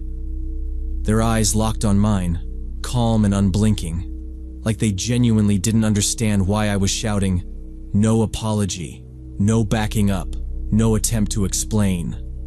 Just that steady stare. That killed any last hope that this was some weird misunderstanding. Out of nowhere, I remembered the pepper spray on my keychain, the one I'd bought after a campus safety talk, and then stopped thinking about. My fingers went straight to my pocket. They were shaking, but I still managed to dig out my keys and slide the spray into my hand so it was hidden in my fist. I brought my hand up where they could see it and flipped the little safety cap with my thumb. "I'm serious," I said, and my voice came out flatter than I expected. "If you don't leave us alone, I'll use this." For a second, nothing changed. They didn't step back or raise their hands or say anything. Then they took one clear step closer, closing the distance on purpose, like they were calling my bluff. That was enough for me. I lifted my hand, aimed for where their eyes were above the mask, and pressed down on the button. The spray shot out in a tight stream and hit right across the eye area and the top of the mask. They made this sharp, choked sound, and both hands flew to their face. They stumbled back, turning a little to the side, rubbing at their eyes and the mask. People nearby finally reacted, but mostly with annoyed or confused looks, like they thought it was some drunk fight we'd started for no reason. I didn't care what any of them thought. "Go!" I yelled at my friends. "Run!" We turned hard toward the side street and sprinted. The noise of the festival dropped behind us fast. The parking lot lights came into view, and I saw Jessica's boyfriend's car near our van, engine running, his door open like he'd been halfway out of it looking for us. The second he saw us running full speed, he threw himself back behind the wheel. We yanked doors open and basically shoved each other inside. I slammed mine and heard the others slam too. The locks clicked just as he dropped the car into gear and pulled out of the space without asking a single question. Out of instinct, I twisted around to look out the back window. The masked person was running toward us from the direction of the festival, one hand still up by their face. They reached the car just as we were rolling forward and grabbed for the rear door handle, yanking it hard, but it was locked. Jessica's boyfriend didn't slow down. He kept driving, and the person jogged alongside for a few more yards with their hand on the handle, then finally let go when the car picked up speed. I watched them shrink in the rear window, standing alone in the middle of the parking lot, both hands on their face, just watching us drive away. I never found out who that person was, or why they picked us. And in the weeks after, I went back and forth between telling myself I'd overreacted and replaying every second in my head. But a few months later, I heard through friends of friends that other groups of girls at that same festival had complained about somebody in a sports mask hanging around them, not talking, not buying anything, just standing too close and staring. And that's when it really hit me that it wasn't just some random creep who happened to notice us. It was someone who had come there looking for girls like us. And I still have no idea what would have happened if I hadn't had that spray on my keys.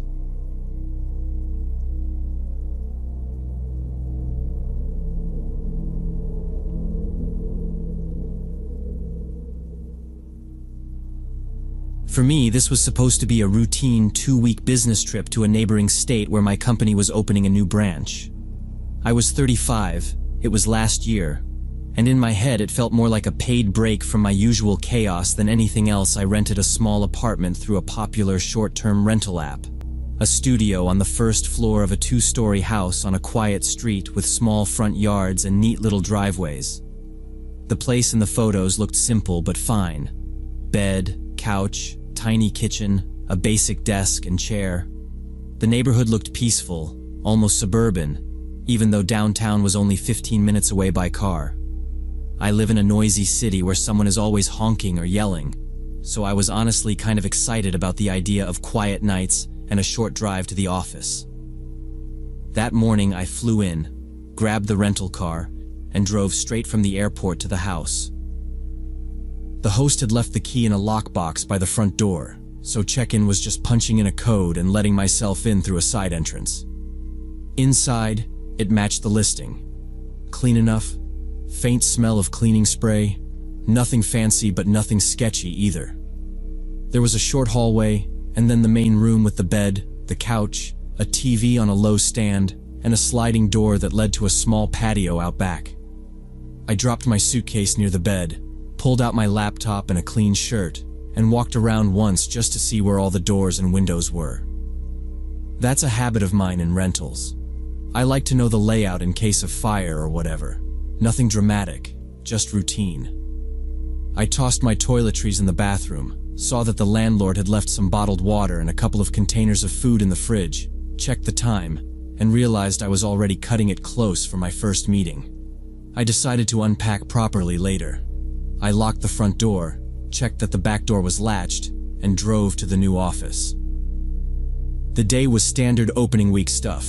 Slide decks, hiring plans, launch dates, everyone trying to sound confident and a little more upbeat than they actually felt. We went from conference room to conference room until my voice was hoarse and my brain felt like it was running on autopilot. By the time I left, it was already after 8 in the evening, and I just wanted to sit somewhere quiet, eat whatever was easiest, and not talk to anyone for a few hours. When I turned back onto that little street, most of the houses were dark. A few porch lights were on, one car was backing out, a dog barked somewhere further down, but that was it. Exactly how you'd want a temporary neighborhood to feel. Calm, boring, predictable. I parked in front of the house, let myself into the studio, and locked the door again out of habit. Inside it felt slightly cooler than the hallway, a little stale from being closed up, but fine. I went straight to the fridge, grabbed one of the containers of pasta the host had left, heated it in the microwave, and sat on the couch with the plate on my lap. I opened my laptop, pulled up a news stream for background noise, and started eating while half scrolling through emails on my phone. I wasn't really paying attention to the screen. It was just noise, so the place didn't feel too quiet. It was around 9:30, fully dark outside, when I suddenly heard footsteps on gravel from the side of the house, the side where there was no walkway. It wasn't random crackling like a cat or a raccoon. It sounded like slow, deliberate steps. A few crunches, then a pause, then a few more. At first I thought, okay, probably a neighbor cutting across, or maybe someone checking a meter or something like that. But the timing felt off. This was a residential street. Nobody was doing yard work at 9:30 at night. I paused the video, and as soon as the sound from the laptop cut off, the footsteps stopped too.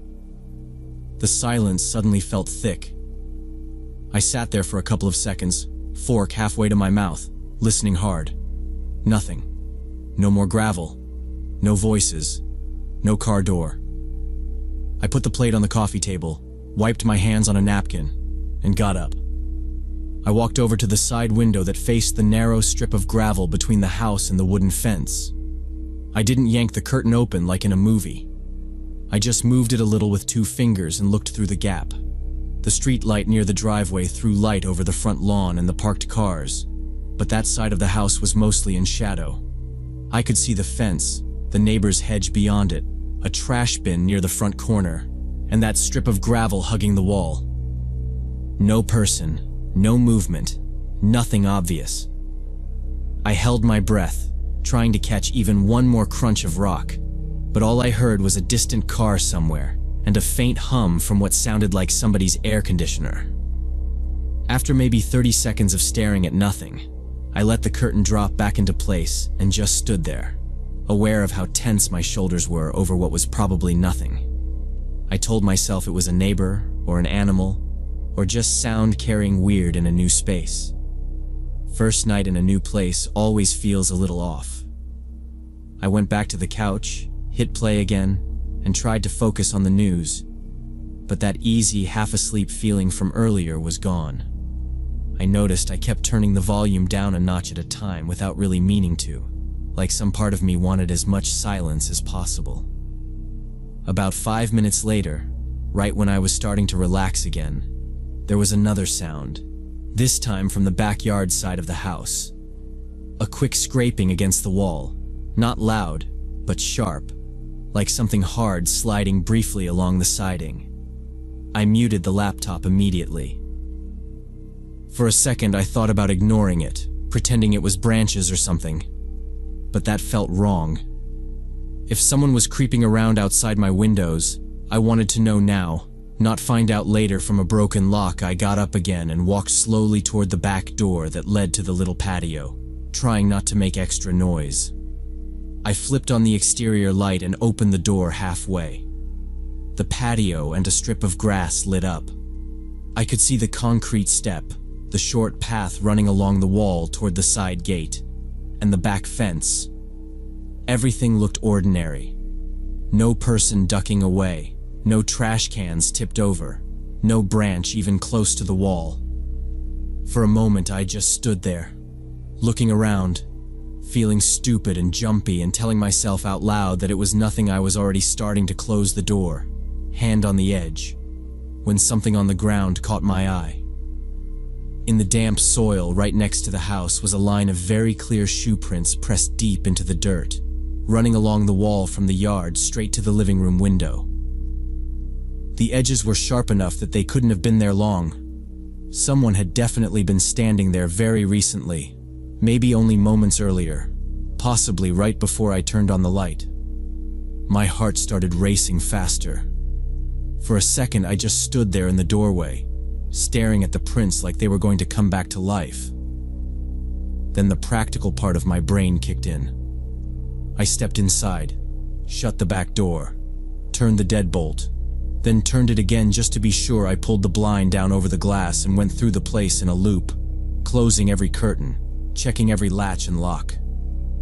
Front door deadbolt, chain on side windows locked.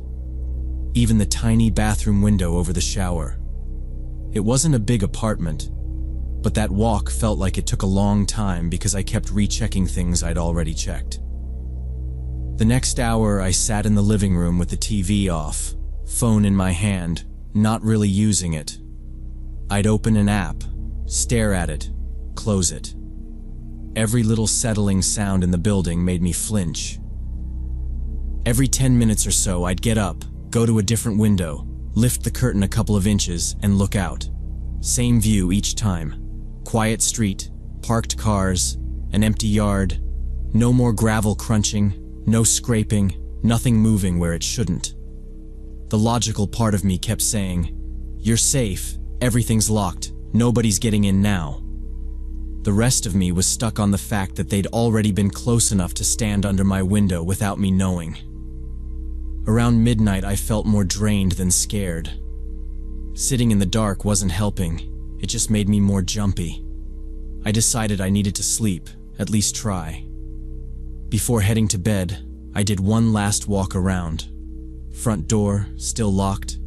Kitchen window latch, still down. Back door, still solid.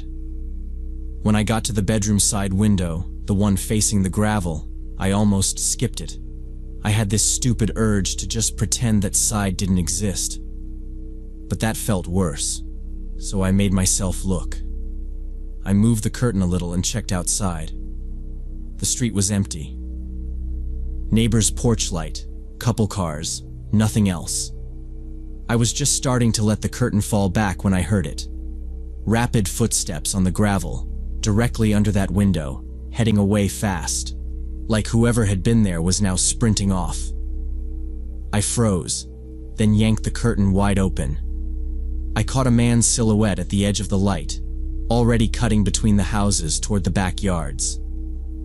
Dark clothes, some kind of hood or hat, head turned away from me. He never glanced back, just ran hard like he knew exactly where he was going. That was enough for me. I backed away from the glass, grabbed my phone, and called 911. I told the dispatcher someone had been outside my bedroom window, that I'd heard them take off and seen a man running. I gave the address, tried to describe what little I'd noticed. She told me to stay inside, keep the doors locked, and wait for officers. Those few minutes between hanging up and hearing the knock felt longer than my whole workday.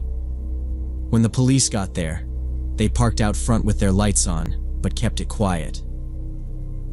2 officers came to the door. I checked the peephole before letting them in, then went through the story again, step by step, trying not to sound crazy or overdramatic. They had me show them the backyard and the strip of gravel. Their flashlights went along the wall, over the patio, to that line of prints by the living room window, and around the corner. The tracks faded out near the side gate and the fence. One officer pointed out how easy it would be to cut through the neighboring yards without anyone noticing at night. No suspect, no obvious place they'd gone, nothing to chase. Back inside, they said they needed to clear the apartment, just in case. I was fine with that. We went room by room. Bathroom, fine. Kitchen, fine. Then we stepped into the bedroom, and I saw my suitcase on the floor by the bed was unzipped, the lid hanging open. I knew I hadn't left it that way. I remember dropping it closed that morning when I rushed out. I said that out loud, and one of the officers told me to check if anything was missing. I knelt down and went through it. My charger, which I always keep in a side pocket, was gone. A small flash drive with work files that I'd shoved into one of my shoes was gone. Even a dumb company baseball cap I'd thrown in on top wasn't there. The rest of my stuff looked normal. This person hadn't dumped the place or taken valuables, just weird, specific things. Standing there with the cops behind me, it hit me that whoever it was had been in that room earlier, going through my stuff slowly while I sat in meetings, and then came back later just to stand outside and watch. And the only real comfort I had was that I'd noticed him when I did, instead of waking up to him already inside.